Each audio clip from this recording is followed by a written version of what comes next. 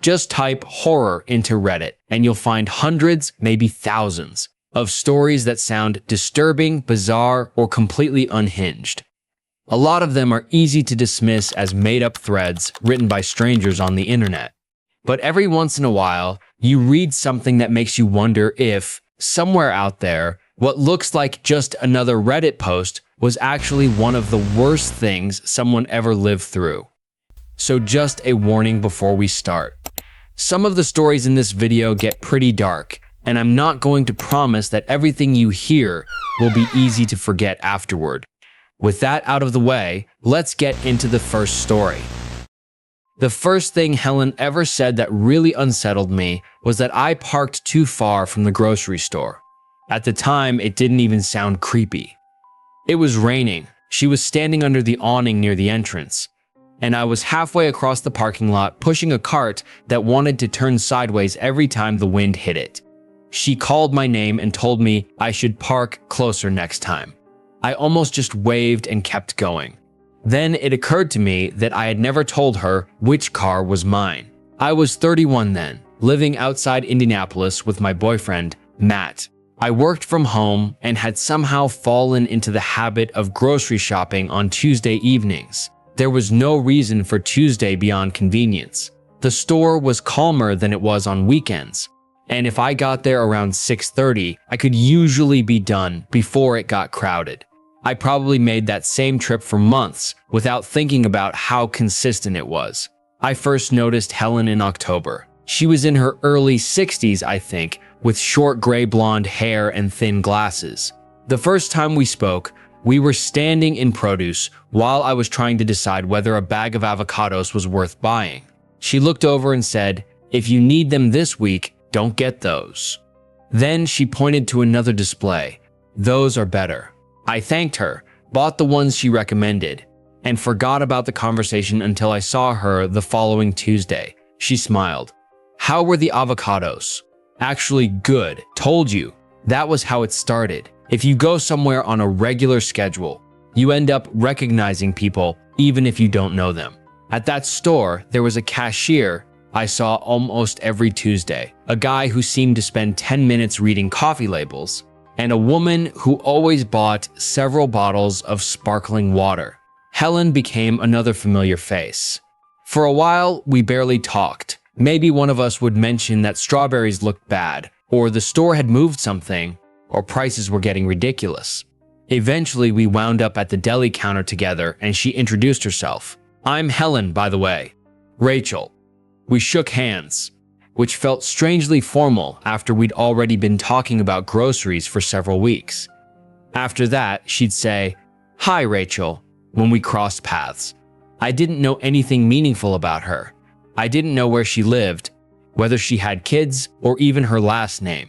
She didn't have my number. We'd never met anywhere outside that store. She was just someone I happened to see on Tuesdays. Then in December, I skipped a week. Matt's brother was staying with us, and we spent most of that week ordering food. So I didn't go shopping until Wednesday. I didn't see Helen. The following Tuesday, I did. "There you are," she said when she spotted me near the refrigerated section. I smiled. "I didn't see you last week. Had family visiting." I figured something came up. I remember thinking for a second that she had noticed my absence, but it didn't seem like a big deal. If she'd missed a Tuesday, I might have noticed too. Christmas came, and our schedules got messy. I barely saw her for a few weeks. By January, I was back to my normal routine. The first thing she said that stuck with me happened in February. I was checking my phone in the cereal aisle when Helen walked up beside me. "You always do that here." I looked up. "Do what?" "Check your phone." I laughed, probably seeing what Matt wants. Matt, my boyfriend. She repeated his name once, like she was placing it somewhere in her memory. Then she said, "Tell Matt to make his own grocery list." It was funny, and I laughed, but later, while I was putting groceries away, I remembered the first part. "You always do that here." The cereal aisle was roughly halfway through my usual path through the store, so she was probably right. If Matt had texted asking for something, that was usually around the point where I'd remember to look. It was completely observable. Still, I hadn't realized Helen was remembering things about how I shopped. A couple weeks later, she looked into my cart and asked whether we were having friends over. That time I had beer, chips, salsa, and 2 frozen pizzas, so there wasn't much mystery. Saturday, I said. She smiled like she'd solved something. Knew it. I didn't think much about that either. The first moment that genuinely changed how I saw her happened later that same month. It was raining hard when I came out of the store. I'd parked toward the far end of the lot because I hate squeezing my car between other vehicles near the entrance. I pulled my hood up and started pushing my cart through the rain. Helen was under the awning. Rachel, I turned. She pointed across the lot. You should park closer next time. I couldn't hear her clearly. What? You always park too far out. I stopped. My car was a blue Honda Civic several rows away. There was nothing special about it. I looked at Helen again. She smiled and waved goodbye. I waved back, then kept walking. By the time I reached my car, I already had several explanations. She'd probably seen me arrive before. Maybe she'd seen me putting groceries in the trunk. Maybe we'd parked near each other once and I had forgotten. I loaded everything, got inside, and sat there with the engine off. The question that bothered me wasn't really how she knew. There were plenty of ways. I started wondering how long she'd known. When I got home, I mentioned it to Matt. Which woman? The grocery store woman. He looked at me. You have a grocery store woman? I apparently hadn't talked about Helen as much as I thought I had. I explained the avocado thing and the Tuesday routine. Matt didn't seem concerned. She's probably seen you get out of the car. That's what I figured. Does she know where you live? No. Your last name? No. Phone number? No. He shrugged. Then I wouldn't worry about it. I agreed with him, mostly. I didn't want to convince myself an older woman was dangerous just because she was observant. The next Tuesday, I went back like normal. For a moment, I considered parking closer, then deliberately chose my usual area because I didn't like the idea that one comment had already changed what I did. I went inside. I didn't see Helen in produce or at the deli. By the time I reached dairy, I had started feeling relieved, which was enough to make me feel stupid. Then she came up beside me. Better weather tonight. Definitely. She glanced into my cart. Having people over again? I looked down. There wasn't much there besides normal groceries. Milk, eggs, chicken, bread, vegetables, coffee. No. She looked again. Just seemed like more than usual. I had 2 cartons of milk because Matt had started making protein shakes in the morning. I almost explained that, then decided not to. Helen picked up on the hesitation. Sorry, none of my business. No, you're fine. She smiled and moved on. That actually reassured me. She noticed she'd pushed a little too far and backed off without me saying anything. The following Tuesday was different. I arrived early because work had been slow.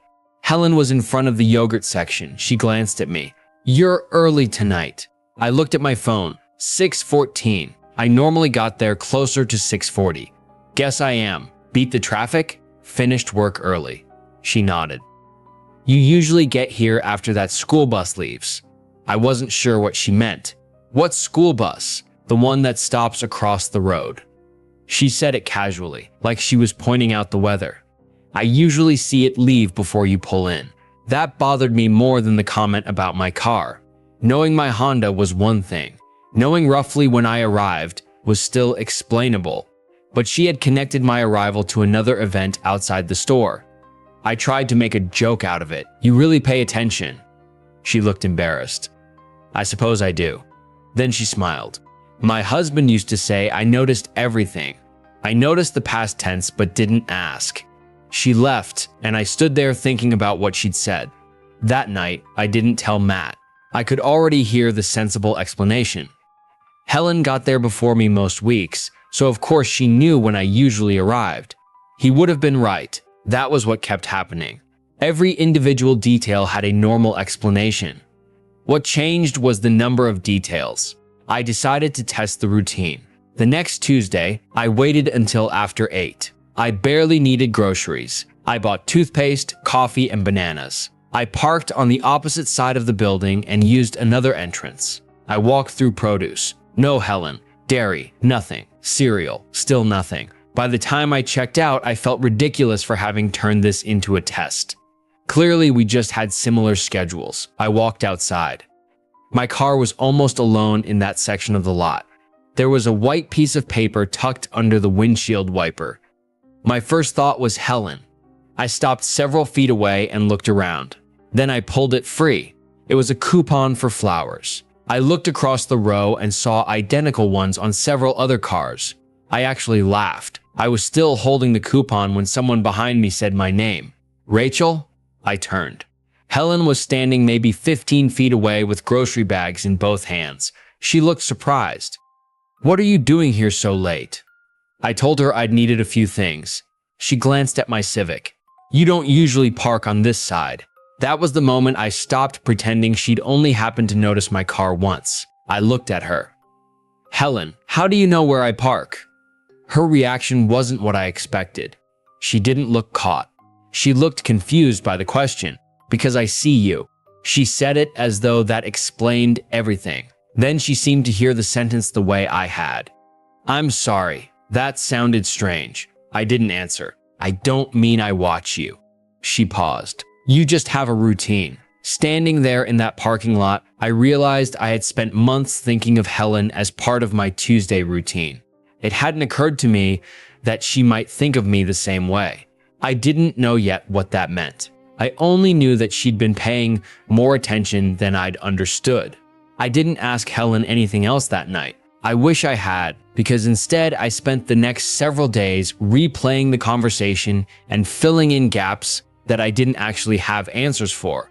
When someone makes you uncomfortable without doing something clearly wrong, it can be surprisingly hard to decide what you're supposed to do next. Helen hadn't threatened me. She hadn't followed me home. She hadn't asked where I lived.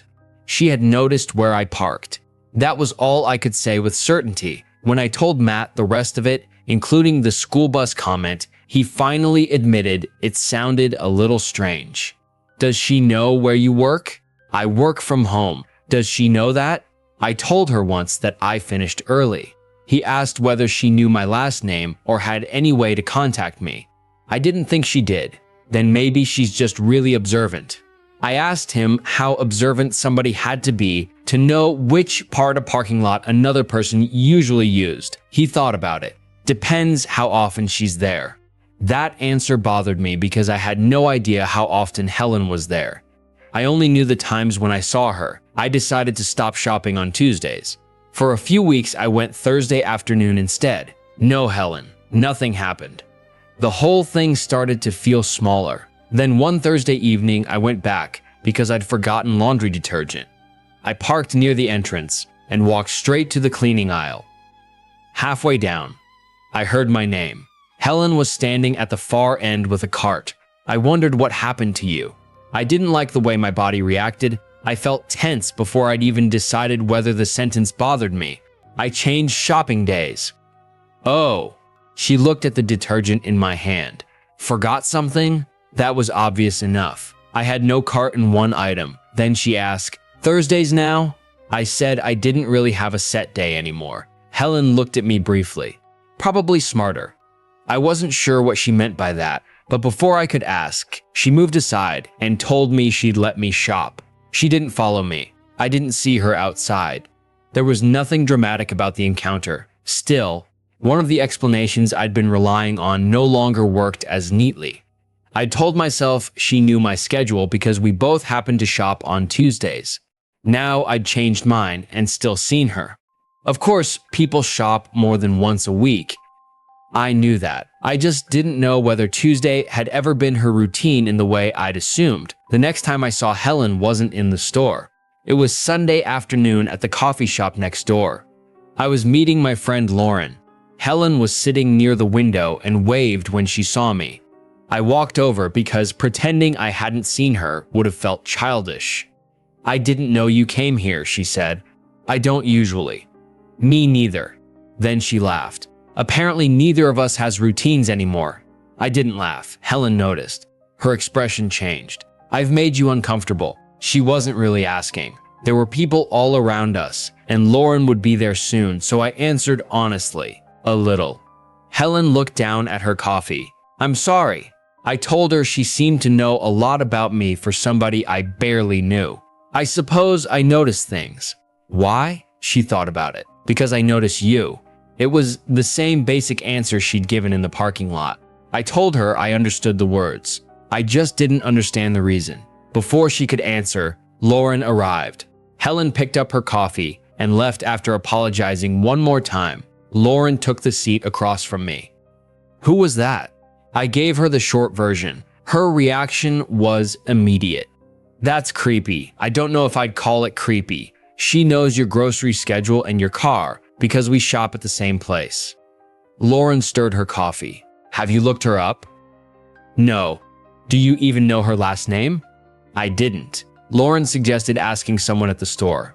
I thought about it, but I didn't want to turn Helen into a research project.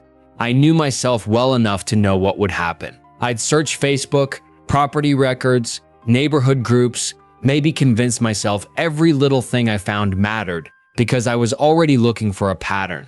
So I left it alone. About 2 weeks later, Matt noticed a gray SUV parked across the street from our house.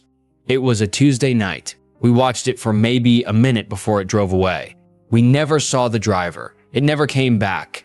I have no reason to think Helen had anything to do with it. I'm mentioning it because it showed me what suspicion had already done to me. Before Helen, a parked car would have been a parked car. Now, for a few seconds, it became evidence. I didn't like that. The following Tuesday, I went back to the store around my old time because I wanted to stop guessing. Helen was in produce. She saw me but didn't walk over. I approached her. Can I ask you something? Of course. Do you know where I live? Her eyes widened. No. The answer came quickly enough that I believed her. Have you ever followed me home? No. Do you know my last name? She shook her head. No. My phone number? No. Where I work? You said you work at home. She looked genuinely upset. Rachel, have I frightened you? I didn't know how to answer that.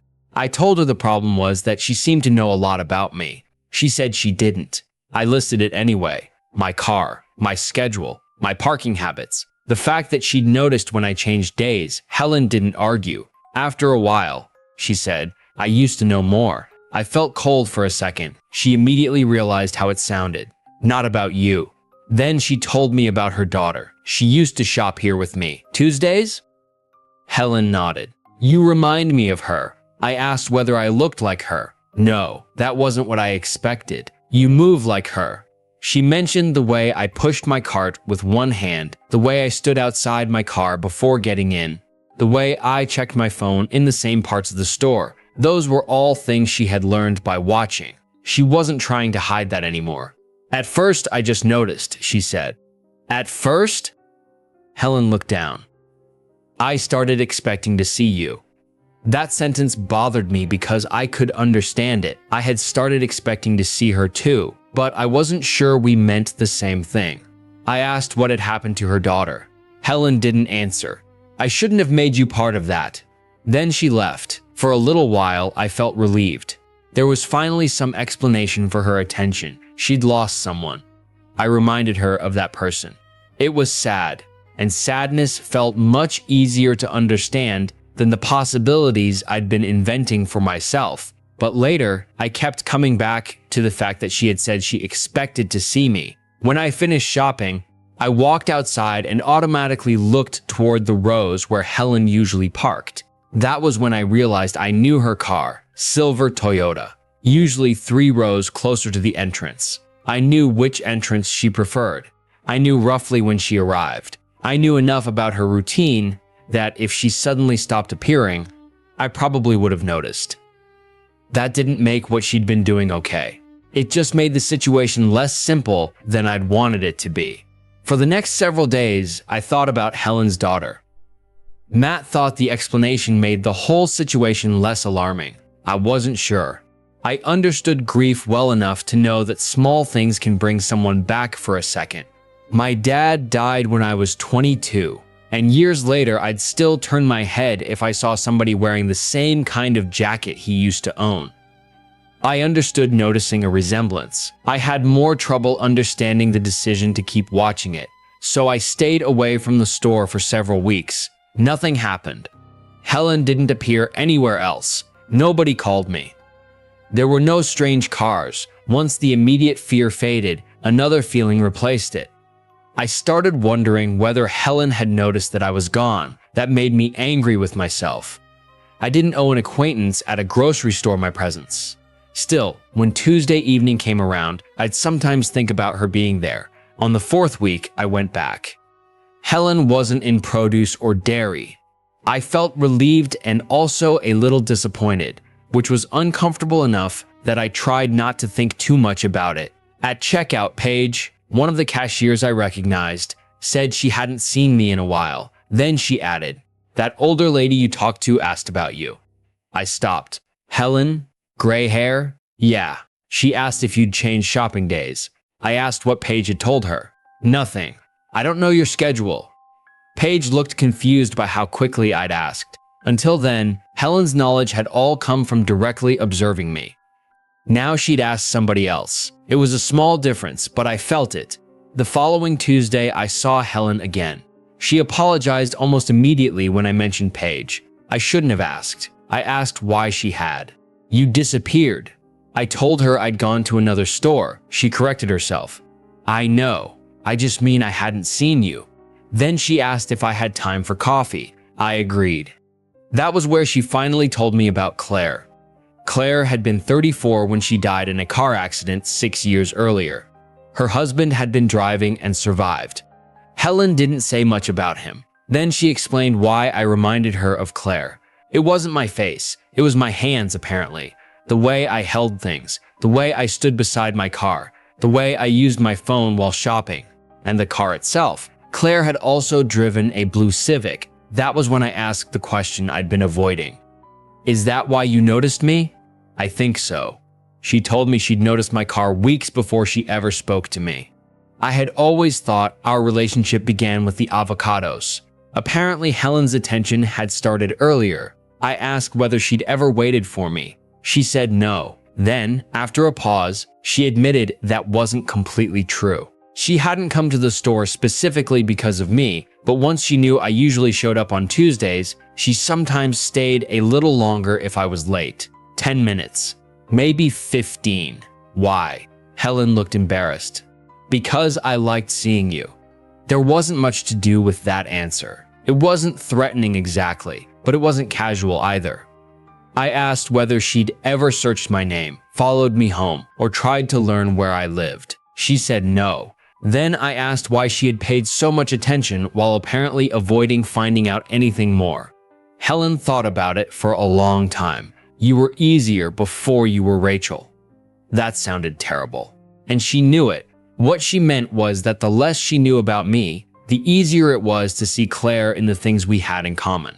Once she knew about Matt, my job, my family, and the rest of my actual life, there would be less room for the resemblance. That was the point where I understood she hadn't really been trying to get closer to me. She wanted me at a distance. Close enough to see, far enough to imagine. I asked if Claire had shopped there. "All the time. With you?" "Sometimes. Tuesdays?" Helen smiled. "Tuesdays." The routine I'd thought was mine had existed before me. Claire parked far out too, because she hated people dinging her car doors. She bought too much coffee. She used to call Helen from the cereal aisle because she could never remember what cereal her husband wanted. Helen laughed when she told me that, then immediately looked sad. For the first time, I stopped thinking mainly about the discomfort of being watched and saw what she was trying to get from it. That didn't mean I wanted to keep giving it to her. I told Helen she needed to stop waiting for me and stop asking employees when I wasn't there. If we happened to see each other, we could say hello. But I didn't want to feel as though my absence meant something she had to investigate. Helen agreed. Then she said, "You don't owe me Tuesdays." That was probably the most honest thing she ever said to me. For the next month, she kept her distance. We'd say hello and keep shopping. I started to think we'd found a workable boundary. Then one Tuesday, I saw Helen talking to a younger woman near the avocados. They were laughing. Helen pointed toward the same display where she'd first spoken to me. I immediately wondered, whether she was starting the whole thing over with someone else. I knew that thought wasn't fair.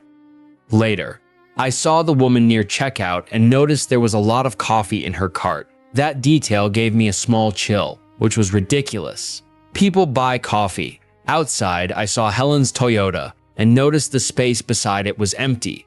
For a second, I wondered whether she'd intentionally left room for Claire's old Civic. That was when I realized how far I had gone in the other direction. I was watching Helen now. I was studying the people she talked to, looking into their carts, noticing where she parked and assigning meaning to empty spaces. I told myself I was doing it because I had a reason to be cautious. Helen probably would have said the same thing about herself. After that, I stopped going to the store again. I didn't do it because Helen had done anything new.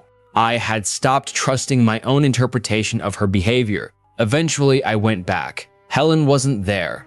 She wasn't there the following week either. By the third week, I asked Paige whether she'd seen her. Paige smiled. Now who's keeping track?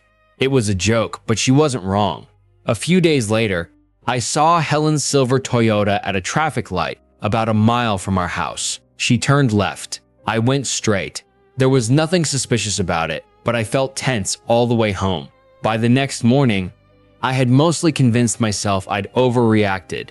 Then on Saturday, Helen called Matt. She didn't have my number, she had his. That was when the situation stopped being vague for me. I called her back. She apologized and asked to meet in person. Eventually, she admitted she had gotten Matt's number through his mother. We met at the coffee shop. Helen looked exhausted. Before I even sat down, she said, "I lied to you." She had known my last name for months.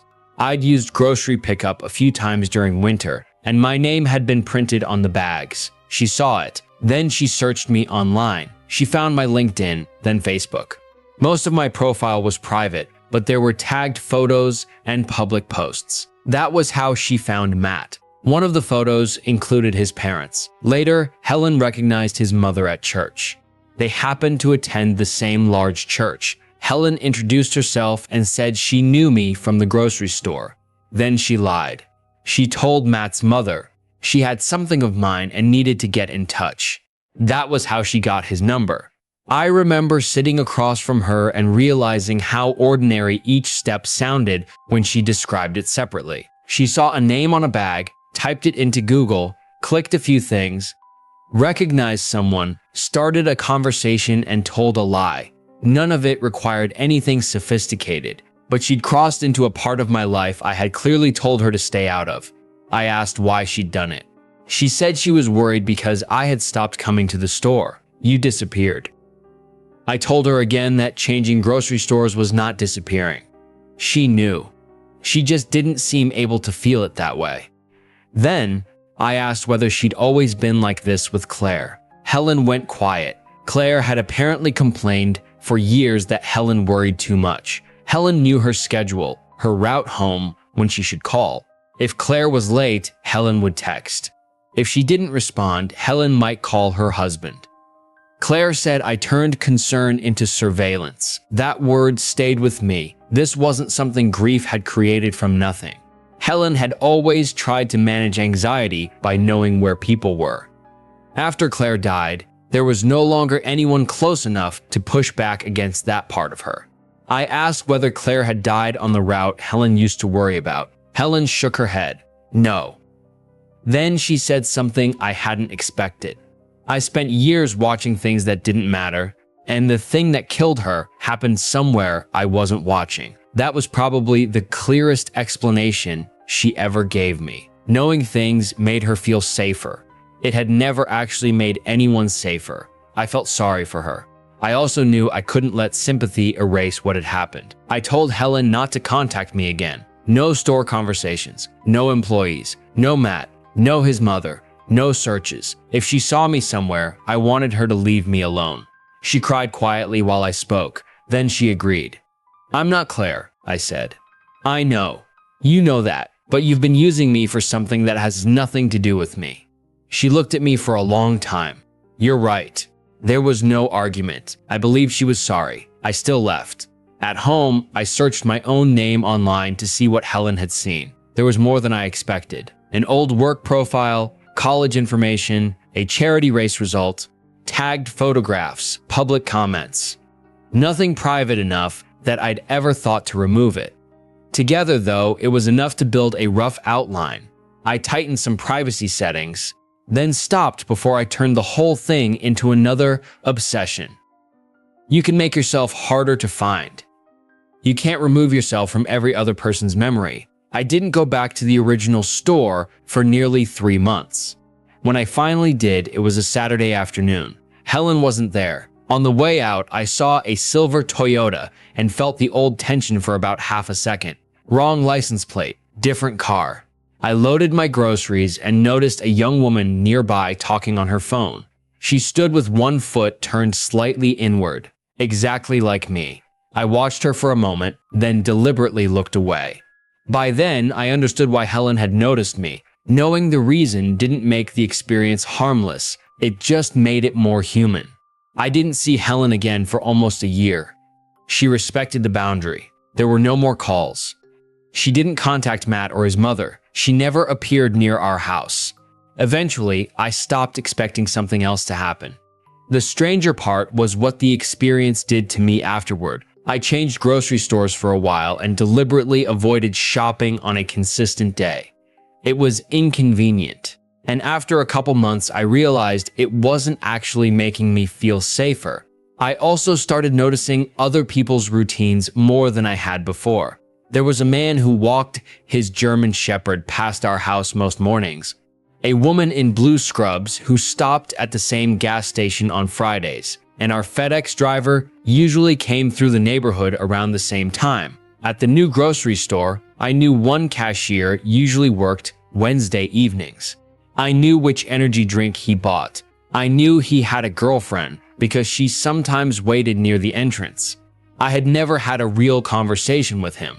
That was when I finally understood how easy the first part of Helen's behavior had been. Noticing someone doesn't feel invasive while you're doing it. Most of the time, it isn't. The important part comes later, when you decide what the information means and what you allow yourself to do with it. Helen hadn't crossed that boundary all at once. She saw the Civic. Then she noticed me again. Then she learned Tuesday. Eventually, she waited. She remembered my parking spot, saw my name, searched it, recognized Matt's mother, and told a lie so she could contact me. If someone had described the final situation to Helen at the beginning, I doubt she would have believed she was capable of getting there. Life moved on. Matt and I got engaged that summer. We moved when our lease ended because we wanted more space. By then, Helen had been out of my life for months. I eventually stopped checking silver Toyotas. Tuesdays became ordinary again. Lauren still occasionally referred to Helen as my grocery stalker. I always felt that description missed something.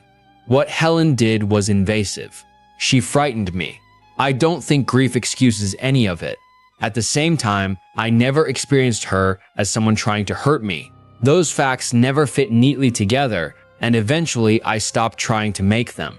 11 months after our last conversation, I received a letter. It had been forwarded from our old address. The first line read, "Rachel, my name is David Mercer. I was Claire's husband." For a second, I was angry that another person connected to Helen had found me. Then I noticed he had only used the old address. The postal service had forwarded it. David didn't know where we lived. Helen had told him about me. Apparently, she had admitted that she'd frightened me and that I'd told her to stop contacting me. David apologized for writing. Then he told me Helen had died 3 weeks earlier. A stroke. Unexpected. I sat at the kitchen table for a long time. I felt sad. I also felt relieved, and I hated that reaction even though I understood where it came from. I kept reading. David had been sorting through Helen's apartment. She kept paper calendars and had done so for decades. In old ones, she had written Claire's work schedules and visits. In the calendar from the year Helen met me, David found a single letter written on several Tuesdays sometimes circled. He'd asked Helen about it before she died. She told him it stood for Rachel. David had been angry with her. Claire had spent years asking Helen not to monitor her life. And now Helen had started doing something similar with a stranger. According to David, Helen didn't argue. She tore the pages out. He also told me something I hadn't known. After our final conversation, Helen started attending a grief group her church had recommended for years. She stopped shopping on Tuesdays too. I'd assumed I stopped seeing her because I changed stores. Apparently, both of us had changed our routines. David said Helen once told him, "Rachel made me realize I was still waiting for Claire to come home." I cried when I read that. It was the first time I'd cried about any of it. The sentence didn't change what Helen had done. It just helped me understand why Tuesday had become so important to her. David ended the letter with one more detail. Helen had kept a spare key to Claire's old Civic. The car had been sold years earlier. The key no longer opened anything. She'd kept it anyway. Then David wrote, "I think she knew you weren't Claire. I think knowing that and feeling it were two different problems." I thought about that sentence for a long time. A week later, I sent him a short reply. I said I was sorry Helen had died. I told him she had frightened me, but I didn't hate her. I said I hoped the grief group had helped. He never contacted me again. About 6 months later, Matt and I were visiting friends near our old neighborhood and stopped at the original grocery store for wine and dessert. I pulled into the lot and happened to check the dashboard. Tuesday, 6:32 p.m. I laughed. I hadn't planned it. I parked somewhere in the middle. Inside, almost nothing had changed. Same produce section, same bakery, same fluorescent lights. The avocado display was still there. I stood beside it for a few seconds, then kept shopping. When I reached the cereal aisle, my phone buzzed. Matt had texted, "Get vanilla ice cream too." I looked at the message, then at the aisle I was standing in. That made me laugh again. It was the first time one of those old coincidences had felt funny instead of unsettling. I got the ice cream and went outside. I didn't look for Helen's Toyota. There was no reason to. While I was loading the groceries, I noticed an older man pushing a cart toward a red pickup in the next row. Before unloading, he stopped to check his phone. A woman came out of the store and called to him. "You're late tonight. Doctor's appointment. Everything okay?" "Yeah." They spoke for a few seconds, then went to separate cars. Maybe they were friends. Maybe they only knew each other from the store. Watching them reminded me of how ordinary things had been with Helen at first. We didn't meet through some dramatic event. We simply kept appearing in the same place often enough to recognize each other. Most of the time, that kind of familiarity never becomes anything more. I still believe that. I don't think people should walk around worrying that every stranger who recognizes them is secretly tracking their life. But I do think we leave more of ourselves with other people than we realize. They notice the car we drive, what time we usually arrive, what coffee we buy, or the place where we always stop to check our phone. Usually those details disappear as quickly as they're noticed. Sometimes they don't. For Helen, a few of mine became attached to someone she missed. Eventually, she started needing me to keep fitting that picture. That's where everything went wrong.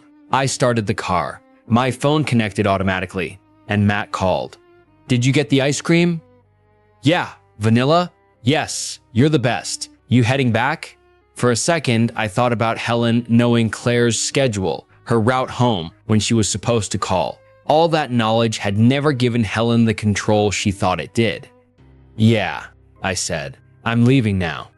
Then I drove home. I still grocery shop on a schedule. I still park farther from the entrance than most people. I still check my phone in the cereal aisle sometimes.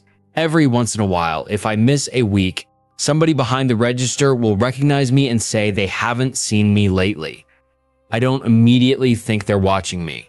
Usually I just smile, but I do think about Helen sometimes. Mostly, I think about how strange it is that another person can learn pieces of your life without ever really knowing you, simply because the two of you keep showing up in the same place. And how easy it is, if you're lonely enough or scared enough or grieving enough, to start treating those pieces like they belong to you.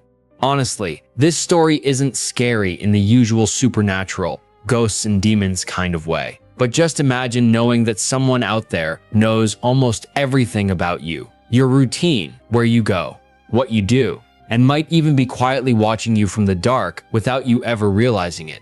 Somehow, that feels a lot more terrifying. Anyway, let's move on to the next story. And brace yourself, because this is probably one of the saddest and most disturbing things I've ever come across on Reddit. It's titled, "I cursed my brother and father with a Christmas ritual after what they did to me. Now I think my whole family is living inside it." When I was 16, my older brother assaulted me. I'm not going to describe what he did because I've spent enough of my life thinking about those details, and none of them are necessary to understand what happened afterward. His name is Aaron. He was 22 at the time, and we were living with our father in Western Pennsylvania after our mother left. By the time things became bad enough that I started pushing a dresser against my bedroom door at night, Dad had already been given more than enough chances to notice that something was wrong. For years, I told myself he hadn't understood what was happening. I needed that version of events because the alternative was harder to live with, although even then there were things that didn't fit. About 2 weeks before the worst night, I tried to tell him directly while he was in the garage, replacing a belt on the riding mower. I remember watching his hands because he never stopped working while I spoke. "I don't want Aaron coming into my room anymore." Dad kept pulling at the belt, "Then tell him." "I have, so lock the door." He gets mad. Dad sighed. Aaron gets mad about everything. I waited for him to ask why Aaron was coming into my room or why I needed to lock the door against my own brother, but he didn't. He went back to the mower, and eventually I went inside. The night Aaron assaulted me, Dad was downstairs watching television. I could hear it through the floor. After Aaron finally left my room, I locked myself in the bathroom for a long time, and eventually I heard him go downstairs. A few minutes later, Dad and Aaron started talking. I couldn't make out what they were saying, but at one point Dad laughed. That laugh stayed with me for years, even though I know it doesn't prove anything. Sometimes, when I was especially angry, I treated it like evidence that Dad knew exactly what had happened upstairs. Other times, I reminded myself that the television was still on, and he could have been laughing at that, or Aaron could have said something completely unrelated. I still don't know what he was laughing at. What I do know is that the following morning, he saw me sitting at the kitchen table after I hadn't slept and looked at me long enough that I thought he was finally going to ask what was wrong. "You going in today?" "No." "Then call yourself in." He poured himself coffee and left for work. 4 months later, I left the house and stayed with my friend Rachel's family until graduation. Her parents knew something serious had happened because I refused to go home, but they never made me explain it before they agreed to let me stay. I didn't appreciate at 16 how unusual that was. They gave me a room, made sure I finished school, and mostly allowed me to decide what I was capable of talking about. I had no contact with Aaron for almost 9 years.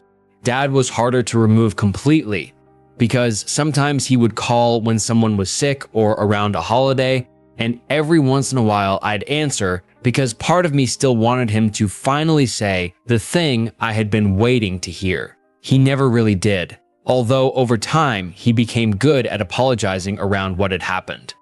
He would tell me he should have paid more attention or that he hadn't been a good father, but he rarely said Aaron's name in those conversations. Once he said, "You boys had problems I didn't know how to handle." I didn't speak to him for almost 2 years after that. By the time I was 30, I lived in Ohio, had already been married and divorced, and had built a life that rarely involved either of them. Then my grandmother died. She was Dad's mother, and her funeral was the first time I'd seen Aaron since I was 17. He looked older in completely ordinary ways. He'd gained some weight, his hairline had receded, and he wore glasses I didn't remember. He also had a wife named Lindsay and a 6-year-old son named Noah. Seeing the boy almost made me leave before the service started because I hadn't prepared myself for Aaron being somebody's father. At the reception afterward, Aaron approached me but stopped several feet away. Hey, I looked at him. He said my name. Don't. He nodded. Okay. I had spent years imagining that if I ever saw him again, he'd either be obviously monstrous or completely unrepentant. Instead, he looked nervous and didn't seem to know what to do with his hands. I hated that because some part of me had apparently expected seeing shame on him to make things easier. Dad tried twice that afternoon to get us into the same conversation. Both times I walked away. Later, several relatives went back to Grandma's house to begin sorting through her things, and I volunteered mostly because I didn't want to sit at the reception anymore. Grandma had lived in that house for more than 50 years, so almost every closet contained something nobody remembered. There were old magazines, Christmas decorations from the 70s, coffee cans filled with buttons and paperwork belonging to relatives who had been dead longer than I'd been alive. In the attic, I opened a cedar chest filled mostly with holiday decorations and found a cardboard box at the bottom. Inside were several old ornaments, faded garland, a small red cloth bag, 12 folded scraps of paper, pieces of red thread, some blackened wood chips, and a small rusted bell. There was also an index card written in Grandma's handwriting. At the top, she'd written, "For those duo bring harm into the house." Underneath were instructions saying to write the person's name on paper, fold it away from yourself 3 times, tie it with red thread, and place it beneath the Christmas tree before midnight on Christmas Eve. You were supposed to put a piece of burned wood beside it, ring the bell once and say, "Santa knows who entered this house with harm. Leave nothing here for them but what they carried in." At the bottom, Grandma had written 3 warnings. Do not ask for death. Do not name a child. Do not open after Christmas. I read the card several times because it didn't fit my memory of her. Grandma went to Mass most Sundays, but she wasn't particularly superstitious. She hated horoscopes, made fun of chain letters, and once told my aunt that crystals were what gift shops sold people who had run out of things to worry about. The whole thing sounded more like something children might invent to scare each other than anything she would actually believe. I took a photograph and sent it to Rachel.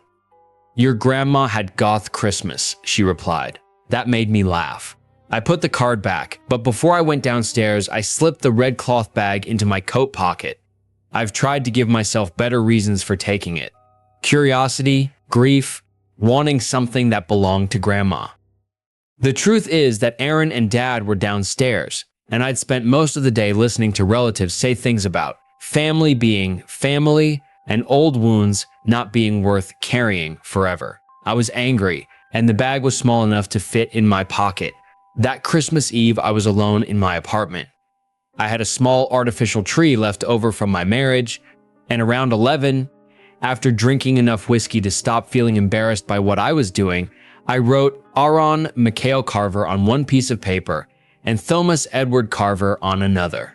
I folded both away from myself 3 times, tied them with red thread, and used 2 pieces of charcoal from my balcony grill because I didn't have burned wood.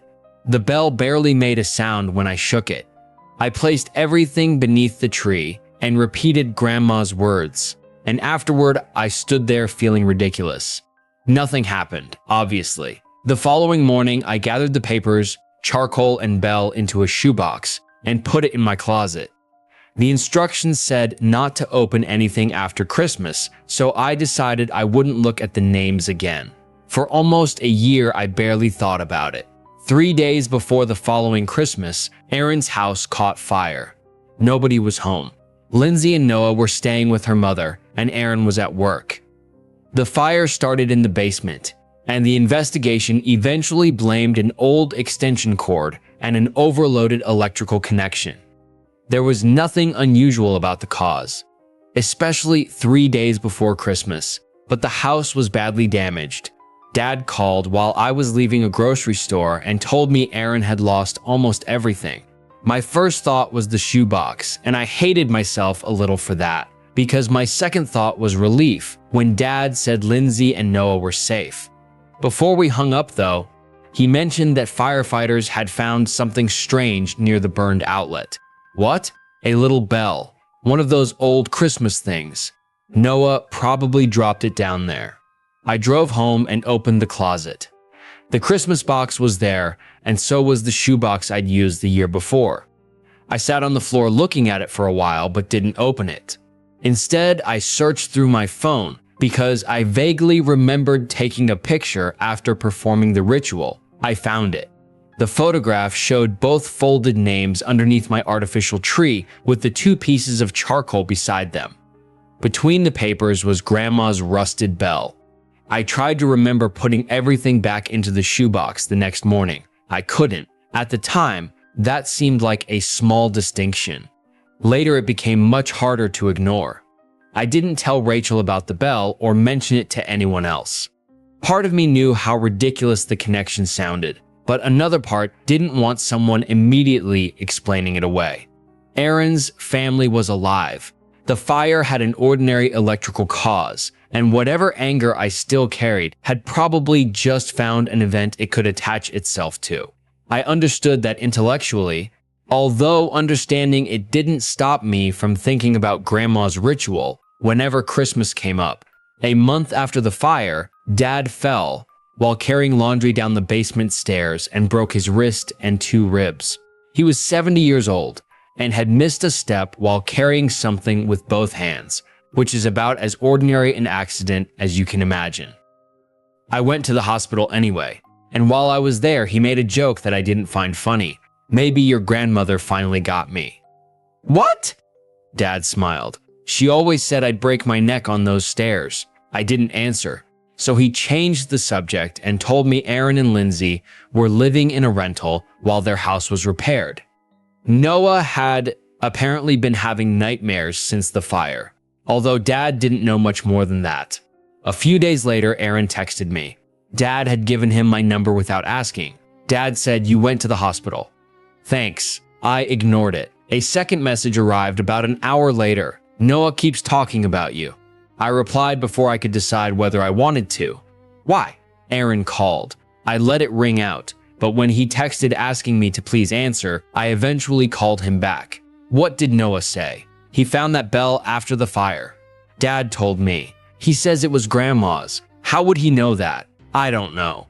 Aaron sounded tired rather than defensive, and I found that strangely irritating. He told me Noah had said I gave Grandma's bell to Santa because Santa was angry at his father. "Did you tell him anything about Grandma's house?" "No." "Did Dad?" "He says no." "Did you tell him anything about me?" "No." There was a pause before Aaron asked, "Did you take something from Grandma's attic?" "No." The lie came so easily that it bothered me afterward. When he asked again, I told him to stop calling me and hung up. Aaron didn't contact me again, but Lindsay did about 3 months later. She sounded embarrassed and apologized several times before explaining that Noah had started leaving things underneath the artificial Christmas tree in their rental. Christmas had been over for months, but they hadn't packed everything away because most of their belongings were still in storage while the house was being rebuilt. At first, Noah left toys beneath the tree, then folded pieces of paper, and eventually pieces of black crayon. "He's 6, Lindsay said. "I know kids do weird things, I know. But now he keeps asking when Santa is coming back to finish Dad's list." I didn't know what to say. Lindsay asked whether Grandma had ever told me some kind of Christmas story involving Aaron. I said no. She apologized again and ended the call. But about a week later, she contacted me because Noah had started refusing to go into the basement of the rental. There was nothing unusual down there, just laundry machines, boxes, and a water heater, but he insisted Santa was downstairs. That was when I started thinking about Grandma's warning not to name a child. I hadn't named Noah. I'd written Aaron's name, but Aaron had a child living in the same house, and once I allowed myself to follow that line of reasoning, I could make almost anything fit. Maybe the ritual didn't follow people but houses. Maybe what they carried in meant something entered a home with the person who'd been named. Maybe the fire had changed something. I knew those ideas sounded absurd, but I kept returning to them anyway. I drove to Dad's house because some of Grandma's belongings had ended up there and asked whether he still had any of her Christmas decorations. We searched the garage and attic, but didn't find the original card or cedar chest. When Dad asked why I cared, I told him I was trying to recreate one of Grandma's old decorations. While we were standing in the kitchen, I noticed a folded piece of paper taped to his refrigerator. Red thread had been tied around it. "What is that?" Dad glanced over. "No, made it. When? Christmas. Did he tell you what's inside?" "No." I reached for it, and Dad caught my wrist. He didn't grab me hard, but I pulled away immediately. "Leave it," he said. "Why?" Dad shrugged. "Noah told me not to open it." He saw the expression on my face and gave an uncomfortable laugh. Apparently Santa keeps names now. I left soon afterward and opened my shoebox for the first time since performing the ritual. Inside were the 2 pieces of charcoal and 1 folded paper. Dad's name was still there. Aaron's wasn't.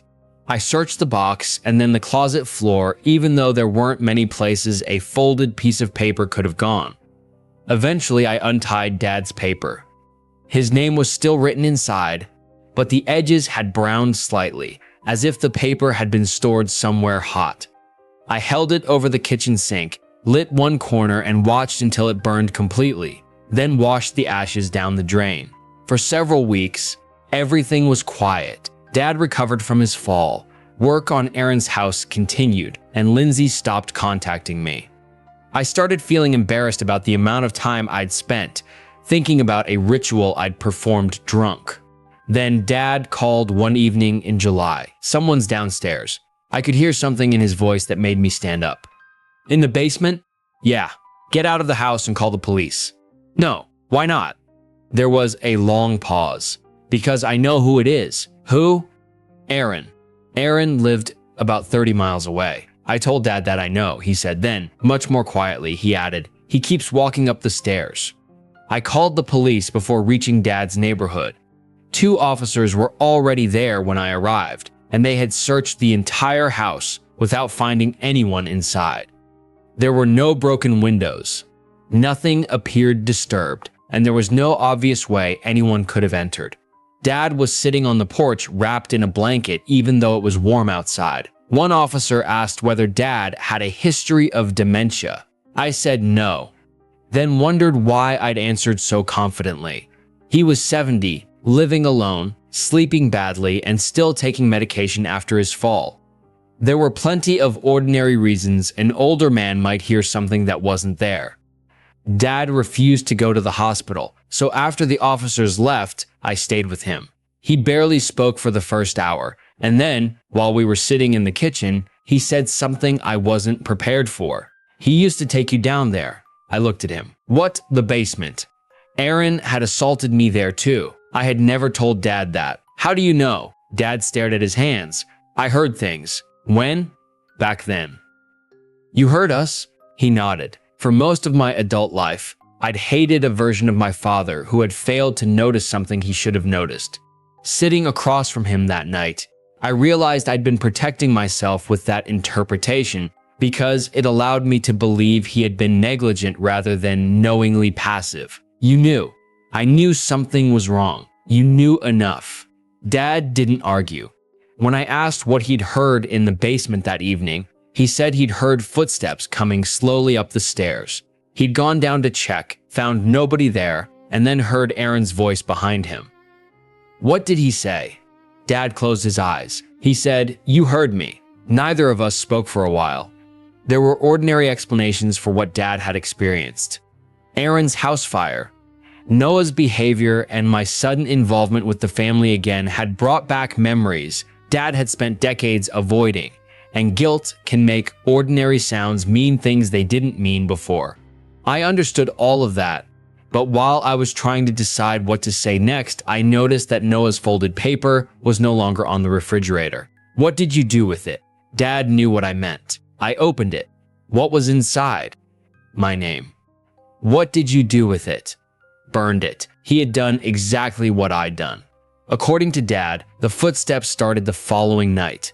I stayed at his house for almost 2 weeks, and nothing happened while I was there. No footsteps, no voices, and no objects appearing where they shouldn't. Dad was anxious and slept badly, but otherwise he seemed lucid. I convinced him to see his doctor. who adjusted some medication and told him stress and poor sleep could easily cause auditory experiences. I was beginning to accept that explanation when Aaron called while I was sitting beside Dad. Dad put the call on speaker.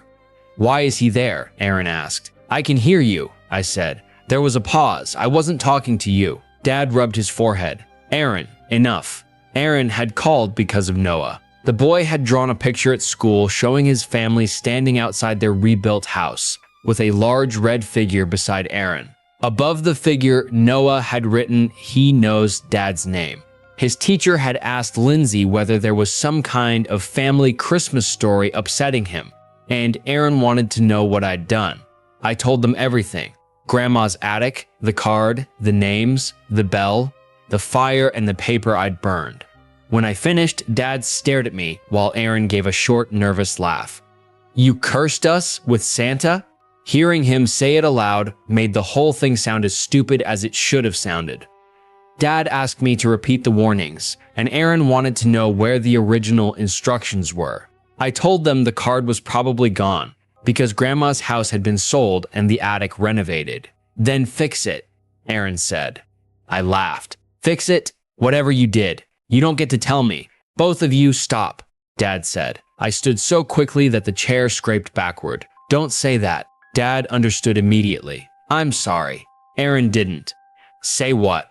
I ended the call. The next morning, Dad told me he wanted to explain exactly what he'd known when I was 16. I told him I didn't want to hear it.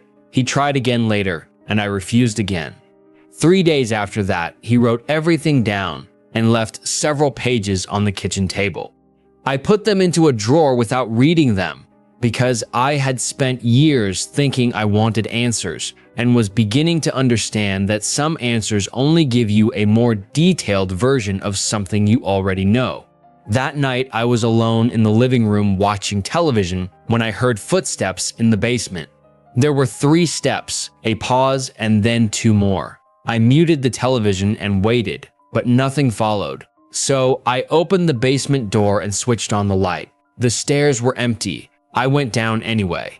Nothing looked disturbed, but near the furnace I found a small piece of charcoal on the concrete floor.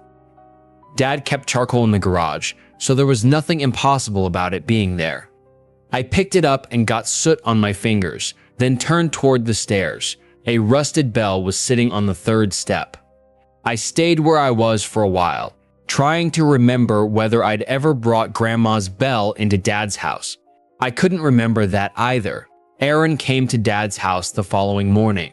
He arrived alone and looked worse than he had at Grandma's funeral, mostly because he seemed exhausted. When he saw the rusted bell sitting on the kitchen table, he stopped. "That's it. How do you know?" "Noah found it after the fire." "You said he found a bell. How do you know this is the same one?" Aaron stared at me.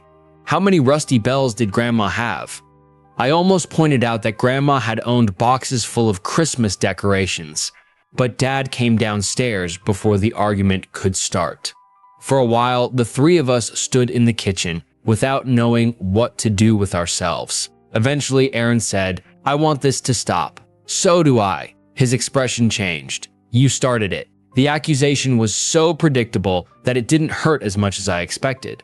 I asked whether he genuinely believed a Christmas ritual had burned down his house, or whether he thought Santa was somehow walking around the basement. "Don't call it that." "What do you think is happening then?" Aaron explained that Noah still heard footsteps at night, and Lindsay had heard them a few times too. Their rebuilt house had a different staircase layout, but Noah insisted the sounds came from the part of the building where the old basement stairs had been. I pointed out that renovated houses make noises, heating ducts shift, and pipes expand, especially when walls and floors have been replaced. Aaron agreed with all of that, which somehow made the conversation worse because neither of us could decide what we actually believed. Then he told us Noah sometimes said the person downstairs looked like Santa, and sometimes looked like Dad. Dad looked up. "Me?" He says the face changes.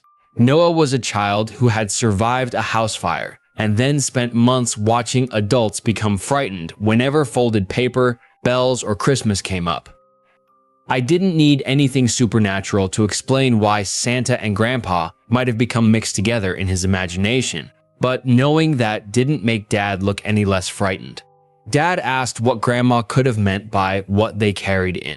I didn't know, and none of us knew whether she had ever performed the ritual herself. Aaron then remembered something about Grandma's cellar. When he was young, she wouldn't let him go down there around Christmas, and according to him, she sometimes put a chair in front of the door. Dad gave a nervous laugh. That cellar wasn't safe. There was a chair against it. Dad stopped smiling.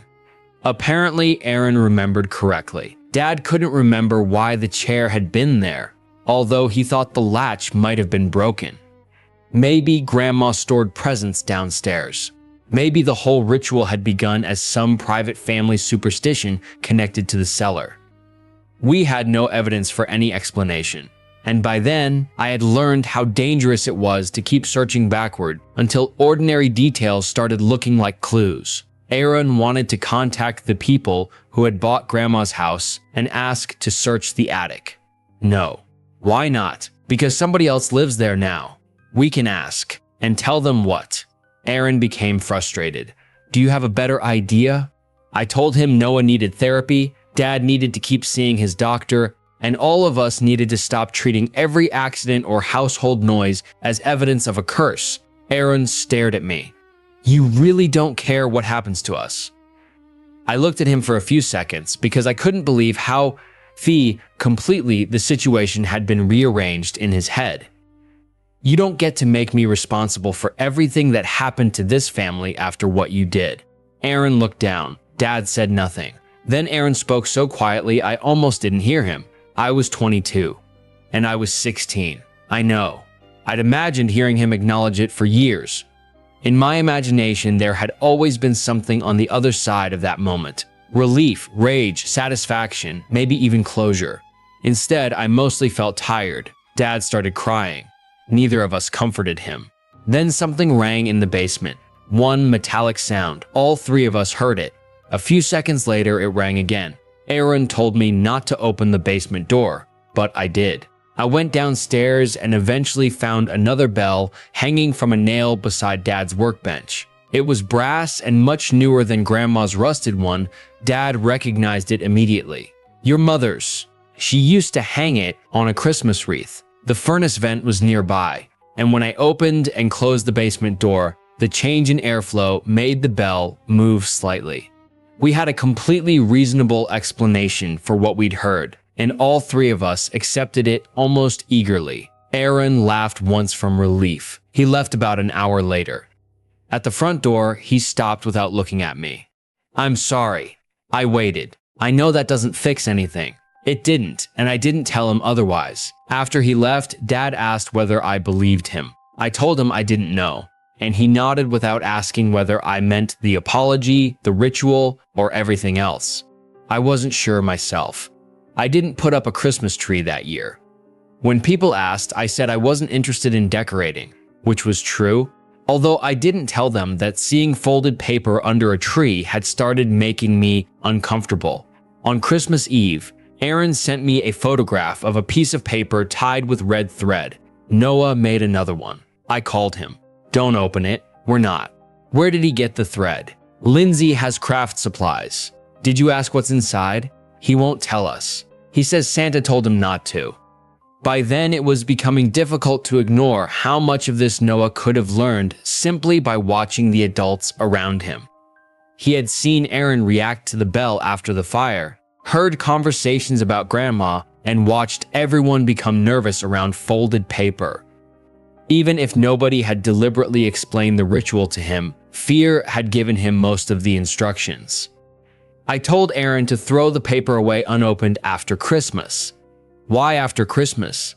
I didn't have an answer. The original card hadn't said anything about throwing the papers away, and I realized I was still following rules from a ritual I kept insisting wasn't real. You're doing it too, Aaron said.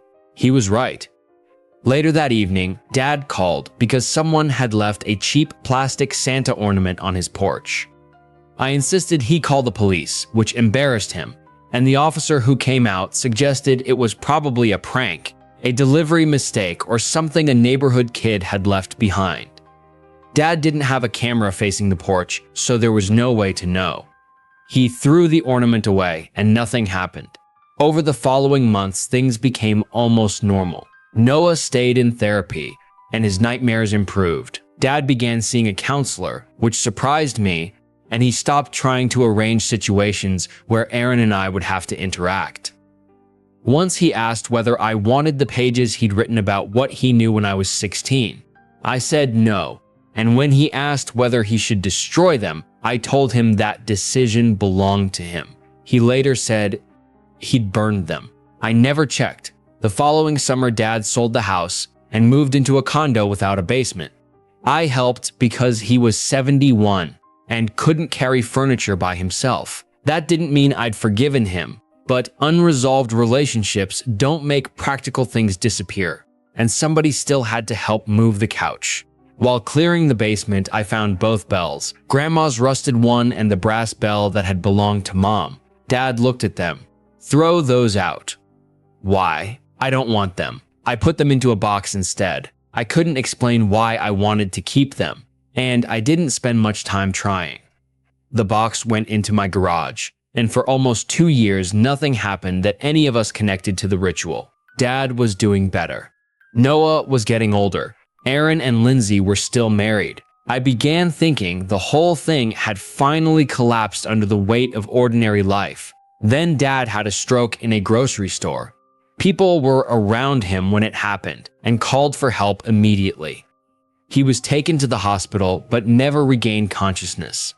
There was nothing strange about his death, and even at my worst, I never seriously believed the ritual had killed him. Aaron called me, and we ended up standing beside Dad's hospital bed together. For those few hours, our history became strangely quiet because there were forms to sign, doctors to speak with, and relatives to notify. After Dad died, Aaron and I cleaned out the condo together.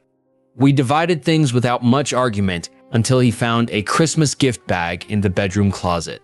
Inside were blank pieces of paper, red thread, charcoal, and a printed copy of Grandma's ritual. I recognized the image immediately. It was the photograph I'd taken in Grandma's attic. I still had the original message where I'd sent it to Rachel, so I called her. She swore she'd never forwarded it. Aaron said he'd never seen the picture before either. Dad could have found it on my phone during one of my visits, although I couldn't remember ever leaving my phone with him.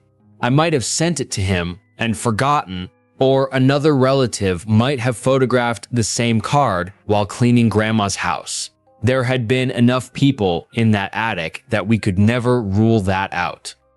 At the bottom of the bag was a folded piece of paper without any thread around it. Aaron opened it. My name was inside. The paper had been folded away from whoever wrote it 3 times, exactly as Grandma's instructions described. When did he make this? Aaron asked. I don't know. Why would he put your name in there? I could think of several explanations, and none of them were especially comforting.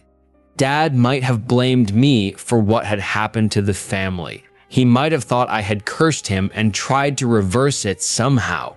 He could have been angry with me for refusing to forgive him, or the paper might not have been connected to the ritual at all, and we were supplying that meaning ourselves because we'd learned to interpret folded paper in only one way. Aaron looked at me. Do you think Dad cursed you? No. I meant it when I said it, although I took the paper home instead of throwing it away. I didn't have a good explanation for that either. After Dad died, Aaron wanted to destroy everything connected to Grandma's ritual, and I agreed. We put the papers, red thread, charcoal, printed instructions, and both bells into his backyard fire pit. When Aaron poured lighter fluid over the pile, I told him to wait. Why? I realized I didn't know. There had been nothing in Grandma's instructions about destroying the objects or reversing the ritual. I was simply afraid that burning everything might count as another action inside rules I claimed not to believe. Aaron understood immediately. You started this, and now you're scared to end it? Just do whatever you're going to do. He lit the fire. The paper and thread burned quickly, while the bells blackened and the charcoal mostly remained unchanged. Once everything cooled, Aaron put the remains into a trash bag. The following morning, Lindsay called to tell me Aaron was at urgent care with a second-degree burn on his hand. It hadn't happened at the fire pit. He'd burned himself on an industrial coffee machine at work. Something that could easily have happened on any other day, but because of the timing, neither Lindsay nor I immediately knew what to say. Aaron worked around hot equipment, accidents happened, and there was no reason to connect the two events except that our family had spent years training itself to do exactly that. A week later, Noah found another folded piece of paper tied with red thread in his school backpack. He was 10 by then, and old enough to understand why everyone reacted badly. He insisted he hadn't made it. It could have come from a classmate, a school craft project, or someone who had heard enough of the family story to think it was funny. Aaron kept Noah home from school for 3 days anyway, and the decision caused a serious fight with Lindsay. She called me afterward. "You people taught him to be scared of a story." I didn't argue. "You want to know what's haunting this family?" she said. "It's all of you." That stayed with me because it explained more than I wanted it to. Once we'd given certain objects a meaning, none of us could encounter them normally anymore. A bell wasn't just a bell if it appeared somewhere unexpected. Folded paper wasn't school trash if red thread was tied around it. And an old house settling at night became footsteps as soon as someone was already waiting to hear them. Nobody needed to deliberately fake anything for the pattern to keep growing because we had become good at supplying meaning ourselves. There are still things I can't explain satisfactorily. I don't know how Grandma's rusted bell apparently ended up at Aaron's burned house, assuming it really was the same bell. I don't know how Dad got my photograph of the ritual or why he folded a paper containing my name exactly as the instructions described. There are ordinary explanations for all of those things, but none that I can prove, and I've learned that trying to close every gap is usually when I start making the story worse. A few months ago, Noah called me without Aaron knowing. He's 11 now, and I almost didn't answer because I didn't recognize the number. "Uncle Ben?" "Yeah." "Did you really curse Dad?" I sat down before answering. "I did something stupid because I was angry." "Was Dad bad to you?" I didn't know how much Aaron had told him, so I tried to answer without giving an 11-year-old details he didn't need. "Your dad hurt me when I was younger." "Did Grandpa know?" "Yes." There was a pause. "Is that why Grandpa died?" "No. Your grandfather had a stroke. Your house burned because something electrical failed, and your dad burned his hand because he had an accident at work. None of those things happened because Santa was punishing anybody." Noah was quiet for a while. "Then why did you do it?" "Because I wanted them punished." "Did it work?" I wish I'd answered differently. I should probably have said no and left it there. But after everything that had happened, I couldn't make myself sound certain. "I don't know. I think it did." Noah then told me Aaron sometimes talked in his sleep. That sounded so ordinary that I almost felt relieved until I asked what he said. He says, "I hear you."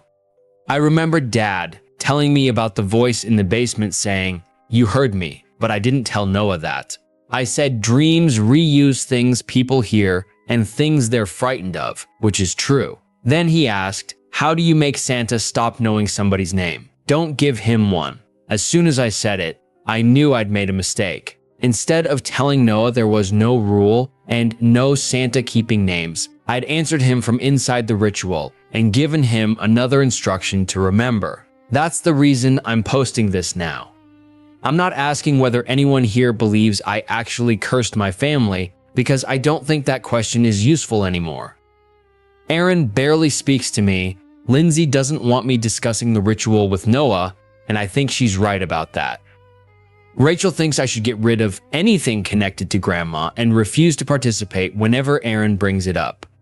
My therapist knows most of the family history, although I haven't told her every detail about the bells because I want at least one place where what Aaron did and what Dad allowed can remain the actual problem. The red cloth bag is still in my garage. I found it last Christmas inside the box containing my artificial tree, even though I had thought we'd burned it with everything else. Maybe I brought the wrong bag to Aaron's house. Maybe Grandma had more than one. Maybe I'd put it back into storage years earlier and forgotten about it. It's empty. And when I found it, I nearly threw it away. But instead, I put it back into the box. Christmas is 3 weeks away. And yesterday, Aaron texted me for the first time in months. Noah wants everyone together for Christmas. I didn't respond immediately. A few minutes later, he sent another message. He says, if we're all in one house, Santa won't have to go looking for anybody. I called him and asked whether Noah had really said that. Aaron confirmed it, and when I told him he needed to stop encouraging the idea, we started arguing. Somewhere in that conversation, though, Aaron said something I had never heard him say properly before. He told me he knew what he'd done to me, and he knew Dad had understood enough to stop it and chose not to. He said, sometimes he looked at the fire, Dad's accidents, and everything that happened afterward, and believed he was being punished. But other times he thought believing in punishment was simply another way to make the story about what happened to him instead of what he did. I wasn't prepared for that. I didn't forgive him, and he didn't ask me to. I don't want Noah growing up inside this, he said. Neither do I. That's the problem I'm actually asking for advice about. I don't know whether I should go to Christmas. If I go, I'm afraid everyone will treat my willingness to sit at the same table as proof that we're becoming a family again. And I don't want that because an apology doesn't erase what Aaron did or what Dad allowed. If I stay home, I'm afraid Noah will absorb my absence into the same story he's already been given and decide there must be some reason the whole family can't safely be together at Christmas. Part of me thinks the healthiest thing would be to stop treating any of these decisions as part of the ritual. I don't want to perform a reversal, burn anything else, make another paper, or keep checking whether the red bag is still where I left it. At the same time, even deliberately refusing those things can start feeling like another set of rules if I think about them long enough, which is why I'm having trouble figuring out where ordinary boundaries end and participation in the superstition begins. I haven't touched the red bag since I found it. It's still inside the Christmas box in my garage. And for now, I'm trying to leave it there without telling myself that leaving it alone protects anyone or breaks anything. Maybe eventually I'll throw it away because it's an old piece of cloth I don't want anymore.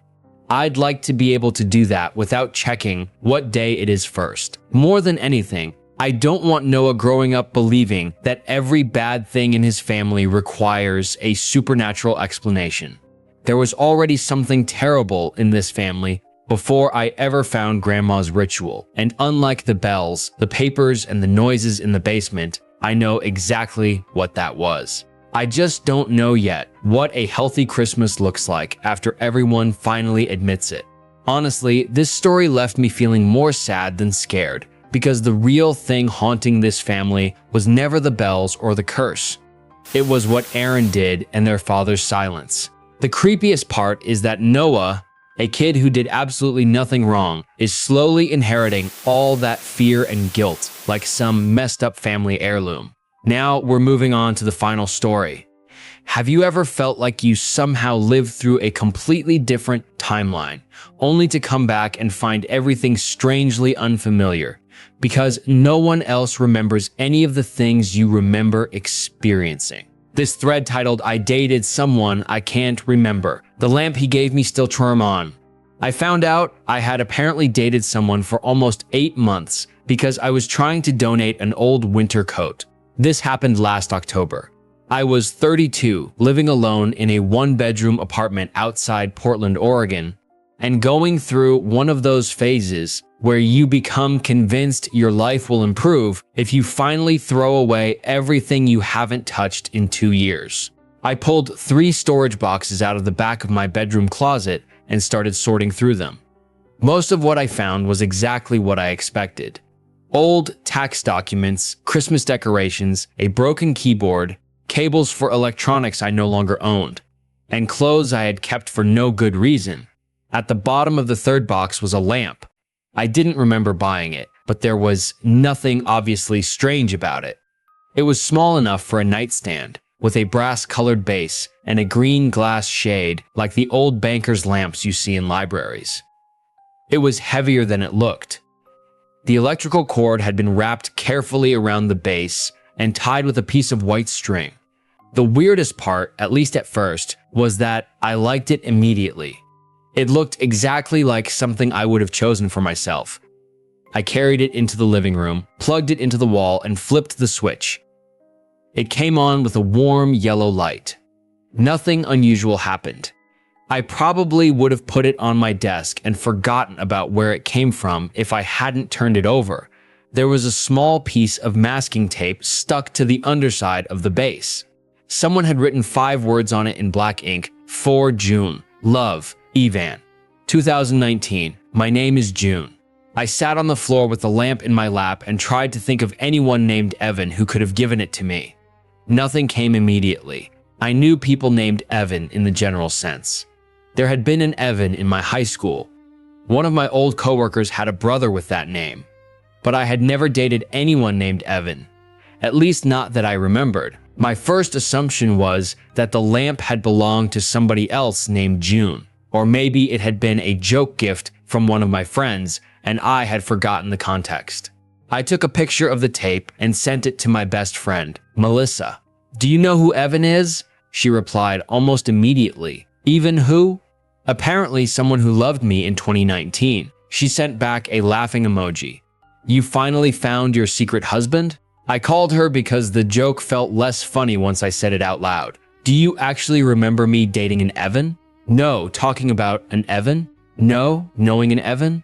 "June, you barely dated anybody that year." That was how I remembered 2019 too. It had been a bad year in a completely ordinary way. I left a job I hated, moved apartments, did freelance work for a while, and spent a lot of time helping my mother through a divorce. Melissa had just gotten married. Most of my memories from that year involved work, family, and being tired. I remembered going on a couple of dates, but neither of those men had been named Evan, and neither situation had lasted more than a few weeks. Melissa asked me to send a picture of the lamp itself. I did. "I've never seen that thing before," she said when she called me back. "You're sure?" "Pretty sure. You know I would have made fun of you for owning a library lamp." "It's nice." "Exactly. I would have made fun of you." I laughed. But after we hung up, I started looking through old accounts. My current phone only went back to 2021, but I still had older photos stored in iCloud. I searched for Evan in contacts, old emails, and whatever messages had survived phone upgrades. Nothing useful came up. I checked Facebook even though I barely used it anymore. There were no posts, no tags, no relationship status changes. Instagram was the same. There were still plenty of normal explanations. Maybe the lamp had been left by a previous tenant and I had boxed it without noticing. Maybe I had bought it secondhand with the tape already attached. Then I remembered that I had moved into my current apartment in 2021, and the box itself had come with me from my previous place. The moving company label was still stuck to the side. I turned the lamp over again and looked at the handwriting. I didn't recognize it, but something about the capital E in Evan felt almost familiar. Not enough to place it, just enough to bother me. That evening, I called my mother. She remembered 2019 less clearly than Melissa did because she had been dealing with her divorce, but she remembered me being busy for several months and not coming over as often as usual. "Was I dating someone?" I asked. She took a moment. "I think you said you were seeing somebody. That got my attention." "When?" "Summer, maybe." "Who?" "I don't remember." "Was his name Evan?" "I don't think so." "Did you ever meet him?" "No." "Did I talk about him?" "Not much." "Did I seem happy?" There was a long pause. "You seemed distracted." That answer stayed with me. I asked whether I'd ever brought the person over, whether she'd seen a photo, whether she could remember anything specific. She couldn't. Eventually, she asked why I suddenly cared so much about a relationship from 7 years earlier, and I told her about the lamp. She laughed nervously. "Maybe you had better taste in men than you remember." I didn't laugh. The next day, I dug an old laptop out of storage. It hadn't been turned on in years. The battery was dead. I had forgotten the password and the keyboard stuck on 2 letters, but after a lot of swearing and 1 recovery email, I finally got inside. The desktop was exactly the kind of mess I expected from myself in 2019. Old invoices, screenshots, unfinished documents, and folders with useless names. One of those folders was simply called Summer. Inside were 12 photographs. None showed a man's face. There was a coffee shop, a river trail, a cheap motel room with sunlight coming through the curtains, 2 plates of breakfast, a movie theater marquee, and a photograph of a man's hand resting on a restaurant table. That picture was the first one that made me stop breathing normally. The hand was large and pale, with a silver ring on the right index finger. I didn't recognize it. Another photo showed 2 shadows on pavement. One was mine. I knew the coat I had been wearing. The second shadow was taller. The final image was the lamp, brand new, sitting on a wooden table. The file date was August 18, 2019. I checked the metadata for the rest of the photographs. They had all been taken between June and September of that year, and most of them appeared to have been taken with my old phone. There were no selfies, no clear reflections, no face. I called Melissa again. This time I wasn't joking. She came over after work and we went through the pictures together. She recognized the coffee shop and the river trail because we had both been there before, but nothing else. When I showed her the man's hand, she shook her head. No idea. Does any of this feel familiar? No. Did I tell you I was seeing someone that summer? Melissa stared at the picture for a while. I don't remember that. My mom kind of does. Your mom also thought you were engaged to that guy from your office because you mentioned him twice. She had a point. We looked at the shadow photo and she said it could have been anyone. A friend, a coworker, somebody I had gone on a few dates with and forgotten. None of that explained the lamp, but it kept the situation in the realm of normal. Then Melissa asked if I'd checked my bank statements. I hadn't. My old account still had records from 2019. Most of the charges meant nothing to me, which was expected after 7 years, but a few stood out because they were from places I didn't remember visiting. Restaurants, gas stations, hotels in Eugene, Bend, and Lincoln City. I didn't remember taking those trips. Melissa didn't remember me taking them either. There was also a charge on August 18 from a small home goods store called Hartwell & Sons, 8472, the same day as the picture of the lamp. Maybe you bought it, Melissa said. Then why does the note say it's from Evan? Maybe he paid you back. Maybe. I searched my old email for travel confirmations and reservations. That was where I found the first direct reference to Evan. It wasn't an email from him. It was an email I'd sent to myself, subject line. Even Med's the message contained one sentence, pick up Evan's prescription before 6. Don't let him forget again. I read it twice. Melissa read it over my shoulder. What prescription? I don't know. Could Evan have been a dog? I've never had a dog named Evan. We searched my email account for the name. There were 9 results. Some were irrelevant, but several were not. A calendar reminder, dinner with Evan. 7:30 another, even interview another. Call Evan's landlord. Then one, dated August 18, even birthday. Don't forget lamp. I stared at the reminder. The lamp apparently hadn't started as a gift from Evan to me. I had bought it for him. I picked it up from the desk and turned it over again. 4 June. Love, even. 2019. Melissa looked at it too. Maybe he gave it back to you. I didn't answer. That night, after she left, I unplugged the lamp and put it back in the bedroom closet. I wasn't exactly afraid of it. I just didn't want to look at it. The next morning, I woke around 6. The bedroom was still dark, but there was a thin yellow line under the closet door. For a second, I thought I'd left a light on. Then I remembered there was no light inside that closet. I got out of bed and opened the door. The lamp was sitting on top of the box. It was glowing. The cord was still wrapped around the base. I hadn't plugged it in. I stood there long enough for the light to begin dimming. Then it went out. I turned the lamp over, looking for a battery compartment or some kind of switch I hadn't noticed. I didn't find one. At that point, the thing that scared me wasn't really the light itself. It was the possibility that whatever had happened in 2019 might be connected to the reason I couldn't remember Evan at all. I didn't tell Melissa about the lamp turning on immediately because I knew how it would sound. Even standing there in my bedroom, I assumed there had to be some ordinary explanation I hadn't found yet. There was. In daylight, I inspected the lamp again and found a metal plate screwed into the bottom. It sat almost flush with the brass, which was why I'd missed it. I removed 4 small screws and found a rechargeable battery pack inside. I actually laughed. For 10 minutes that morning, I'd been standing in front of an unplugged lamp, wondering whether something impossible had happened. The real explanation had been 4 screws away. I texted Melissa. Mystery solved. Lamp has battery. I'm an idiot, she replied. I was going to say haunted, but sure. That should have put everything back into perspective. It didn't. The lamp had an explanation. Even still didn't.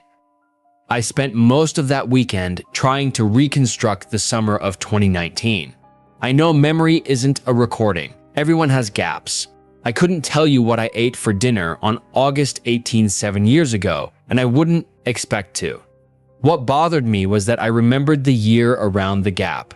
I remembered leaving my job in March. I remembered Melissa's wedding in May. I remembered helping my mother move furniture after my father left. I remembered Thanksgiving and Christmas. The summer itself felt compressed. June, July, August, and part of September existed mostly as isolated images. Hot apartment, freelance deadlines, smoke from wildfires, a broken air conditioner, being tired all the time. I remembered those things. I did not remember Evan. The more I searched, the more evidence I found that I had spent significant time with him. A restaurant reservation for 2. A motel confirmation on the Oregon coast. A note on my old phone. E says he hates being photographed. Stop making it weird. That at least explained the lack of pictures. There was another note that bothered me more. Don't tell M yet. She'll make it a thing. Mem almost certainly meant Melissa. When I showed her, she looked offended. What would I make a thing? I have no idea. Was he married? I don't know. Was he 40 years older than you? I don't know. Was he imaginary? I looked at her. She stopped smiling. Sorry. The word stayed in my head anyway. Imaginary. It sounded ridiculous at first, but the more I looked at the evidence, the harder it was to completely dismiss. I don't mean that I had necessarily hallucinated a physical man. I wondered whether I'd built some private emotional story around a person who barely existed in my actual life. That possibility had problems too. There were hotel bills, 2 breakfast plates, gas purchases along routes I didn't normally drive, the second shadow in the photograph. Melissa suggested another explanation. Maybe Even wasn't his real name. Maybe he'd been married or hiding something. Maybe I discovered it, deleted everything, and spent years refusing to think about him. That was plausible. It still didn't explain why I couldn't remember choosing to do any of it. I searched old text message backups next. That was where things became more uncomfortable. Mess from May 2019 ended normally. The archive didn't resume until October. Everything from June through September was missing. Not only conversations with Evan, everything.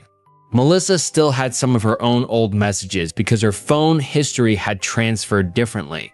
We sat at her kitchen table and scrolled back 7 years. Most of the messages were what you'd expect. Memes. Work complaints. Plans. Then in July, she found one from herself. Are you seriously not coming because of him? My response was gone. I looked at her. What does this mean? I don't know. Try. I am trying. A little farther down, she found, June, this isn't normal. Call me then 3 days later. Okay, I'm sorry. Just tell me you're alive. Melissa put the phone down. She looked pale. I don't remember sending those. Who were you talking about? I don't know. Was it Evan? I don't know. That was the first time she sounded genuinely frightened. We called my mother again. This time, instead of asking about Evan directly, I asked whether something had happened to me that summer. She got quiet. What do you mean? Was I sick? No. Did I have some kind of breakdown? June. I'm serious. My mother sighed. You stopped talking to people. That was new information. For how long? A couple months. Why? You said you needed space. Because of a man. She hesitated. I think there was someone. Did you ever meet him? No. See him? I saw a car. What kind? I don't remember. Dark? Was he driving? I saw someone in it. Was it a man? I assumed so. Her uncertainty made everything worse. I asked why she had never met him. You said he didn't like people. That matched the note about photographs. Then she told me something I hadn't remembered at all. Sometime in September, I suddenly started calling her again. I moved out of the apartment where I'd been living. I stopped talking about whoever I had been seeing. My mother assumed we'd broken up. Was I upset? You were exhausted. Did I cry? I don't remember. Did I ever mention his name afterward? No. Then she said something that stayed with me. You acted like you were trying very hard to be normal. The shape of the summer was getting harder to ignore. I had apparently become distant from everyone close to me. I took trips I couldn't remember. I kept reminders about someone's medication and landlord. Then sometime in September, the relationship ended so completely that within a few years, nobody around me could even reliably remember the man's name, including me. I started researching Hartwell & Sons, the store where I had bought the lamp. It had closed in 2022, but an old Facebook page was still active. A former employee named Thomas responded to my message. I sent him pictures of the lamp. He recognized the model. It had been made by a small company in Washington, and the internal battery was normal. Nothing unusual there. Then he asked why I wanted to know. I told him I was trying to figure out who I had bought it for. He apologized and said the store no longer had customer records from that far back. A few minutes later, he sent another message. Actually, did it have engraving or a gift note? I told him about the masking tape. He asked for a picture of the handwriting. I sent one. Almost an hour passed before he replied. That looks like my handwriting. I stared at the screen. If Thomas had written the note, then someone had asked the store to create it. I asked whether he remembered the transaction. He didn't. I asked whether the message could have been written without a customer requesting it. He said no. According to him, customers used to write the message they wanted on an order slip, and an employee copied it onto the gift note. Whoever bought the lamp had asked for June. Love, even. My card had paid for the lamp. I could imagine innocent explanations. Maybe Evan was standing beside me and I used my card. Maybe he reimbursed me later. Maybe we'd been one of those couples who didn't care whose card technically paid for a gift. Still, something about it bothered me. That night, I took the lamp apart again. The battery pack had a manufacture date of 2018. The wiring looked normal. Nothing suggested it had been modified. When I reassembled the base, I noticed that the masking tape with Evan's message was slightly crooked. There was another strip underneath it. I peeled the top piece away carefully. A second note was stuck directly to the brass. Same handwriting. Different message. If you forget, turn it on. I sat at my kitchen table for a long time after reading that. The sentence changed the problem. Until then, I'd been trying to understand why I had forgotten someone. Now I had evidence suggesting that someone in 2019 had expected me to. The second note changed the way I approached everything. I sent Thomas another picture. He confirmed the handwriting looked like his. He also said 2 notes on the same item would have been unusual, although a customer could have requested it. Melissa wanted me to throw the lamp away. I didn't. I told her I wanted to keep it because it was evidence. That was partly true.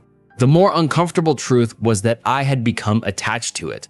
The lamp was the only physical object I could connect to Evan. I wanted him to have been real. That surprised me. At the beginning, the idea that some unknown man had occupied months of my life frightened me. By then, the opposite possibility was becoming worse.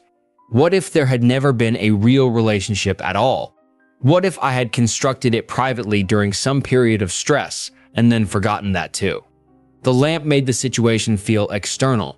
Someone besides me had written Evan's name. I started looking for the landlord from one of the calendar reminders. The property company still existed. I called and asked whether someone named Evan had rented from them in 2019. The receptionist refused to give me tenant information, which was reasonable. I eventually found an old apartment address in my notes, Unit 214 Beaverton, about 20 minutes from where I had lived at the time. I didn't remember the building. I drove there on a Saturday. It was an ordinary 3-story apartment complex with beige siding and outdoor staircases. Nothing about it triggered a memory. I went upstairs to Unit 214 and stood there for several minutes before deciding not to knock. Then the door opened. A man in his 20s stepped out carrying a trash bag. He saw me looking at the number. "Can I help you?"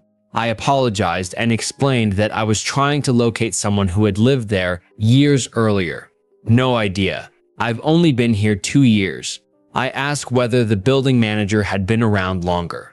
He pointed me toward Unit 101. The manager's name was Denise. She had been there since 2016. I explained as much as I could without making myself sound completely unstable.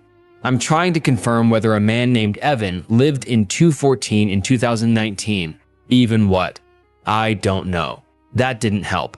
I told her I wasn't looking for personal information, only confirmation that someone by that name had been there. Denise studied me for a while. Then she said, "You were here before." I forgot what I was about to say. "What? I've seen you." "When?" "Years ago. At 214? She nodded slowly. "With Evan?" Denise frowned. "I don't remember an Evan." My chest tightened. "Who lived there?" "I'd have to look." She disappeared into her apartment and came back carrying an old binder. When she flipped through the records, I could tell from her expression that she'd found something unexpected. "What?" She turned the binder toward me. "Unit 214 was leased to you." For a second, I thought I had misunderstood.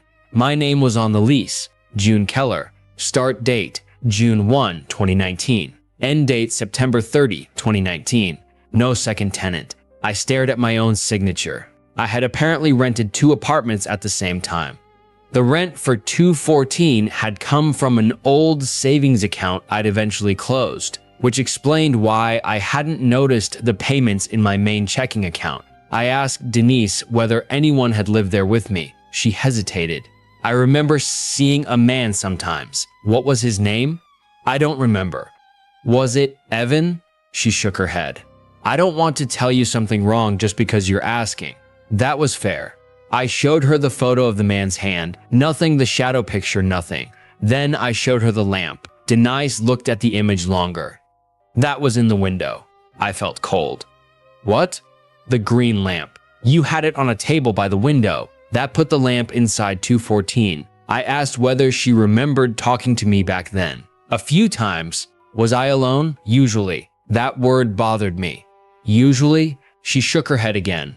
"It's been years." Before I left, Denise asked why I couldn't remember living there. I said I didn't know. She suggested I talk to a doctor. I did, not immediately, but I did. There was no single medical explanation waiting for me. I had no known history of seizures or major head injuries. Stress can affect memory. Depression can affect memory. Sleep deprivation, medication, and alcohol can all do strange things too. I had been under a lot of stress that summer. I had also apparently been maintaining a second apartment while hiding a relationship from most people I knew. That alone could explain some of the fragmentation. It still didn't explain Evan. I searched the apartment address in my old email and found a food delivery receipt from July 21. 1 large pizza, 2 drinks, customer name, E.E. Morgan. That gave me a last name, Evan Morgan. I searched everything, social media, old directories, .in, public databases. There were too many people with that name and nothing that clearly matched the man from my photographs. Then I went back through the images. One photograph showed a movie theater marquee reflected in glass. There were 2 figures in the reflection. One was obviously me. The other was almost completely obscured by glare. I found the original live photo in an old phone backup. For 3 seconds, the image moved. The camera lowered slightly. The man beside me turned. His face became visible for maybe half a second. I froze the frame. Dark hair, thin face, around my age, no beard. I didn't recognize him. I started crying. Not because I was frightened, because I felt relieved. There had been someone there. I sent the frame to Melissa. She called immediately. Who is that? I think Evan. I have never seen him. You're sure? June. I swear. My mother didn't recognize him either. I stared at the image until my eyes hurt, hoping repetition would trigger something. Nothing came back. That night, I turned the lamp on. The second note had said, "If you forget, turn it on." I sat beside it for nearly an hour. Nothing happened, no memory, no strange sound, no feeling that I suddenly knew who Evan was. Eventually, I felt stupid and went to bed. Around 3 in the morning, I woke because someone knocked on my apartment door. 3 slow knocks. I stayed in bed for a moment, then 3 more. I checked the peephole. Nobody was there. I checked my doorbell camera. The hallway was empty. The recording had captured the knocks. Building security found nothing. The next morning, the lamp had turned off. Its battery was completely drained. When I turned it over, I noticed something next to the 2 pieces of tape. A clean rectangular patch in the dust. Something had once been stuck there. Another strip of tape. Whatever had been written on it was gone. Melissa remembered Evan 3 weeks later, or she thought she did. By then, both of us had become careful about saying things like, "I remember," because we had spent too much time showing each other photographs, old messages, and fragments of information. Once you've seen enough evidence, it becomes difficult to know which parts of a memory existed before the evidence. We were sitting in her living room, looking through the photographs again when she picked up the picture of the man's hand. Wait. What? Did he wear a silver ring? I showed her the picture. Right index finger. Why? Melissa stared at it. I remember this. From where? I don't know. Try. She closed her eyes, then she said, "Your birthday." My birthday is in August. Melissa checked an old calendar she'd kept. August 23, 2019. Dinner with June crossed out. Underneath, June canceled. Again, her face changed. I think I met him. Where? Your apartment. Which apartment? I don't know. That answer frightened me more than if she'd given a clear address. She remembered going somewhere. She remembered me opening the door. She remembered a man sitting at a table. She remembered not liking him. The more questions I asked, the less stable the memory became. What did he look like? Dark hair. You've already seen the photo. I know. Did you remember that before seeing it? I don't know. What did he say? I don't remember. Why didn't you like him? He didn't talk much. Was he rude? Melissa finally snapped. June, stop asking me like I'm a witness. I'm trying. I stopped. After a while, she said something I hadn't asked. I remember wanting you to come outside with me. Why? I don't know. Then you wouldn't.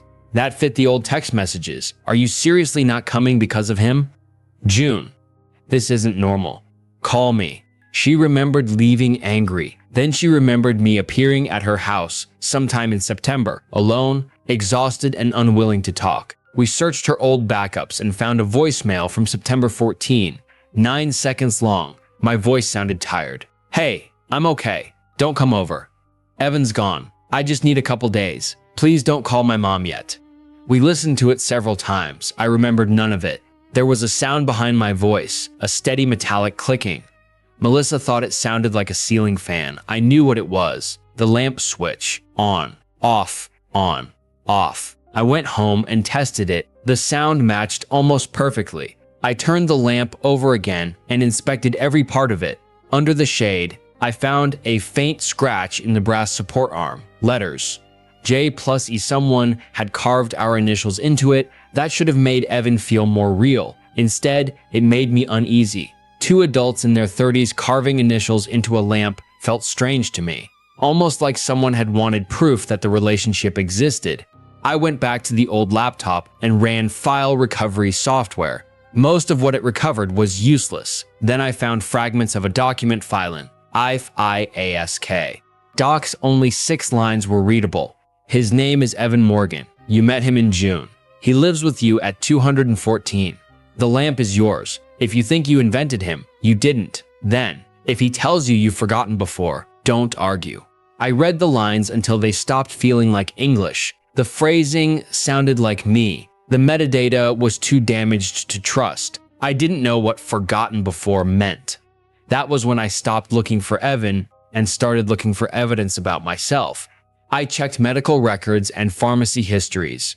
In July 2019, I had been prescribed a mild sleep medication after complaining about insomnia, nothing unusual. Then I remembered the email, even meds. Pick up Evan's prescription before 6. Don't let him forget again. I contacted the pharmacy, but obviously they couldn't give me information about someone else's prescriptions.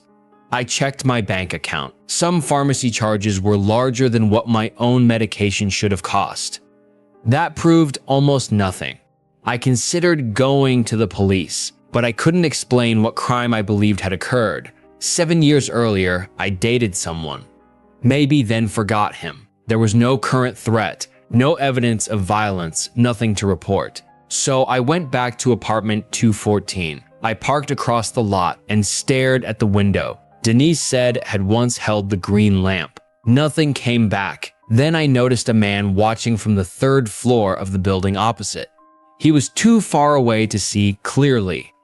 I looked away. When I looked back, he had stepped away from the window. I walked across the lot.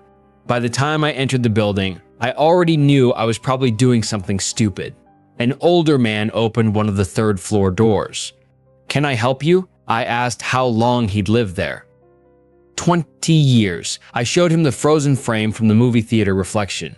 "Do you know this man?" He looked, then shook his head. "No."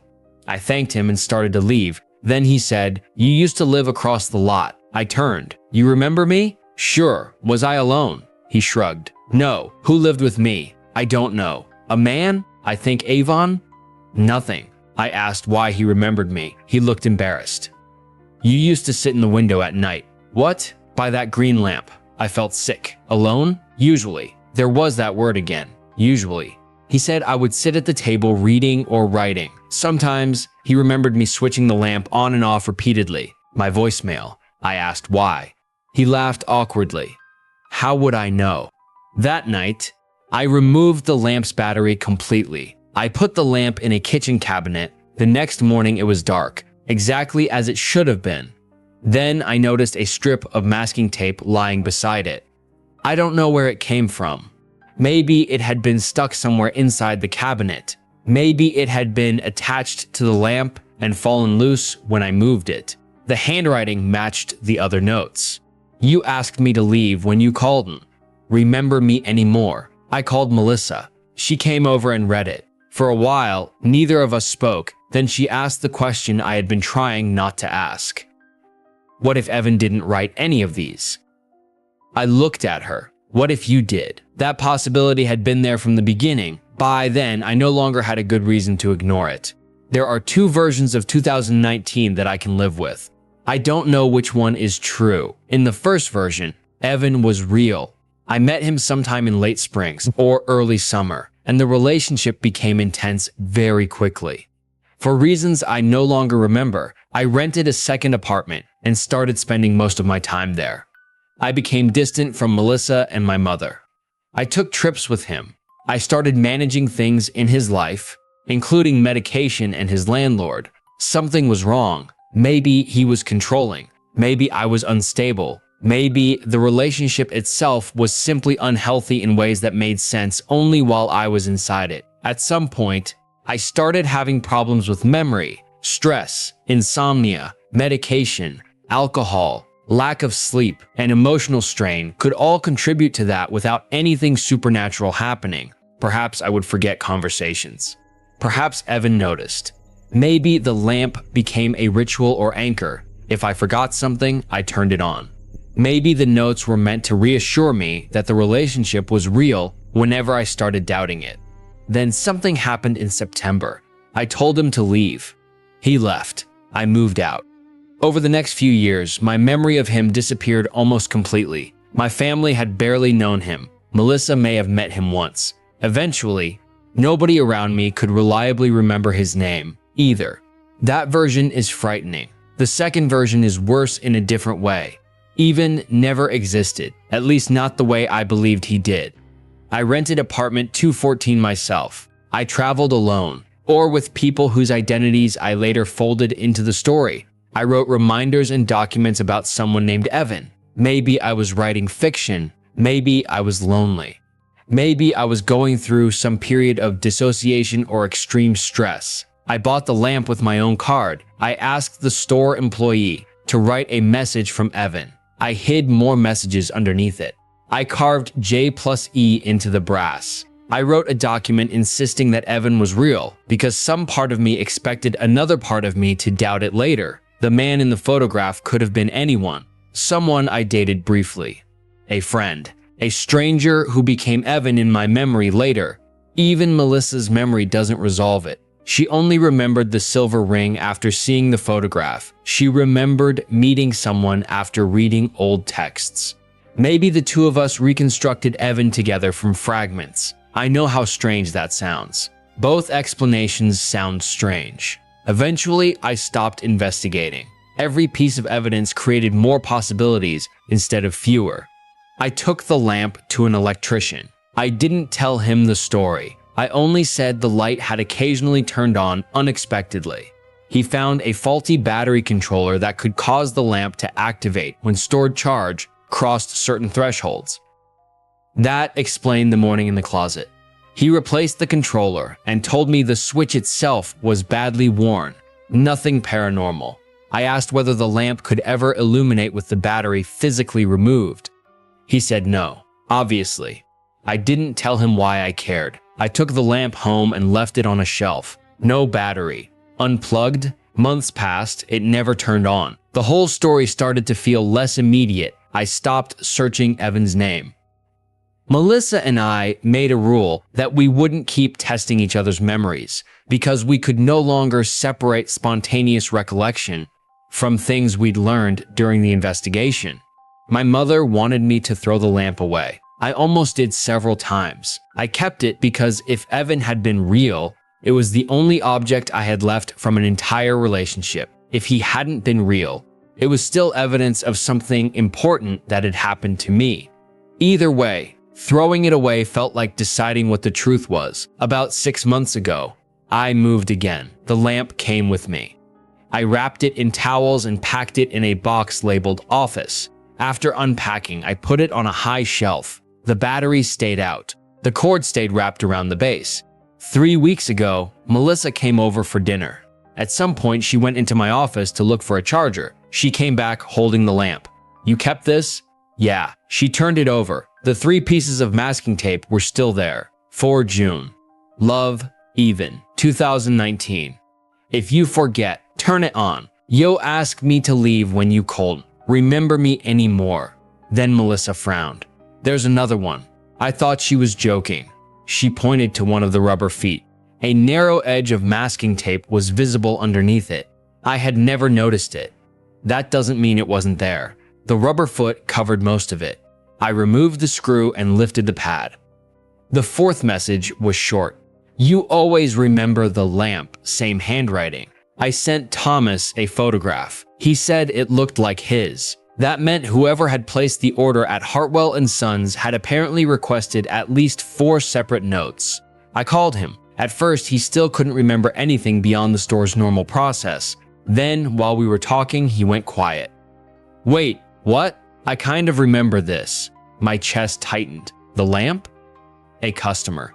Maybe. What do you remember? A woman. I didn't say anything. Thomas told me a woman had bought the lamp and requested a gift note.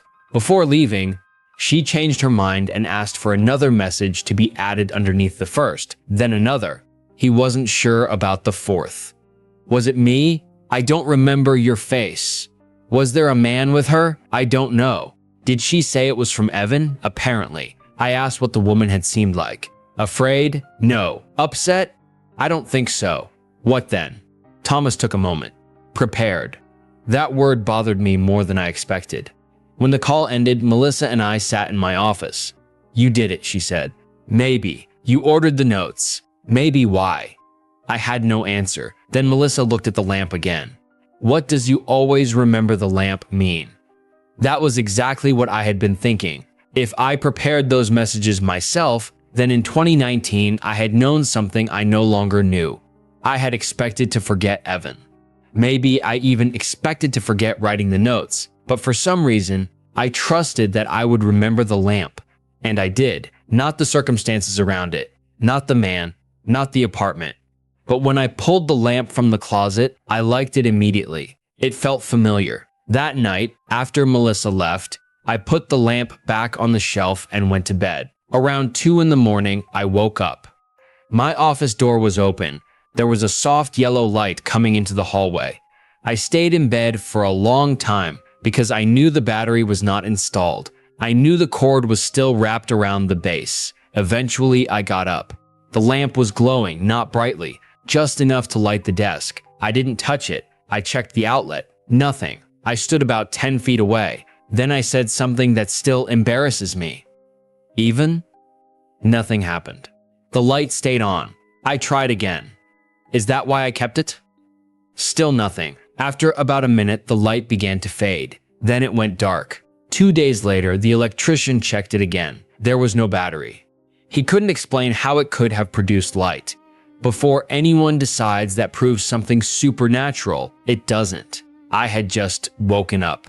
The room was dark. There are streetlights outside my office. Maybe light reflected through the green glass in a way that made the lamp look illuminated. Maybe I was still half asleep. I didn't record it. I have no evidence. It hasn't happened again. The lamp is sitting on my desk while I write this, still unplugged, still without a battery. I've thought about throwing it away many times. I haven't. Every explanation leads back to the same problem. If Evan was real, I forgot someone I apparently loved enough to reorganize my life around. If Evan wasn't real, then in 2019, I went to considerable effort to make sure my future self would believe he had existed. I don't know which possibility bothers me more. There is one thing I think I understand now. The lamp probably wasn't meant to help me remember Evan in any ordinary sense. If I had wanted to preserve him, I could have left photographs, a full name, an address, a letter explaining everything. Instead, I left myself an object and a set of messages that become more confusing the more closely I examine them. Maybe that was deliberate. Maybe there was something about Evan I wanted to forget while making sure I never forgot that I had forgotten him. I know how ridiculous that sounds. Before posting this, I checked underneath the base one last time. There are no more notes. I checked twice. Then I put the lamp back on my desk and went to make coffee. When I came back, the switch was in the on position. The lamp wasn't lit. There was no battery inside. I could easily have bumped the switch while turning the lamp over. That's probably what happened. I'm leaving it where it is. I don't think I'm going to turn it off. So what do you think? Do you enjoy creepy Reddit stories like these? Let me know in the comments below or just share whatever's on your mind. Honestly, every single comment means a lot to me and motivates me to keep making more videos like this. If you enjoyed this video, don't forget to leave a like and subscribe to the channel so you won't miss the next story. I'm Deep, and I'll see you next time.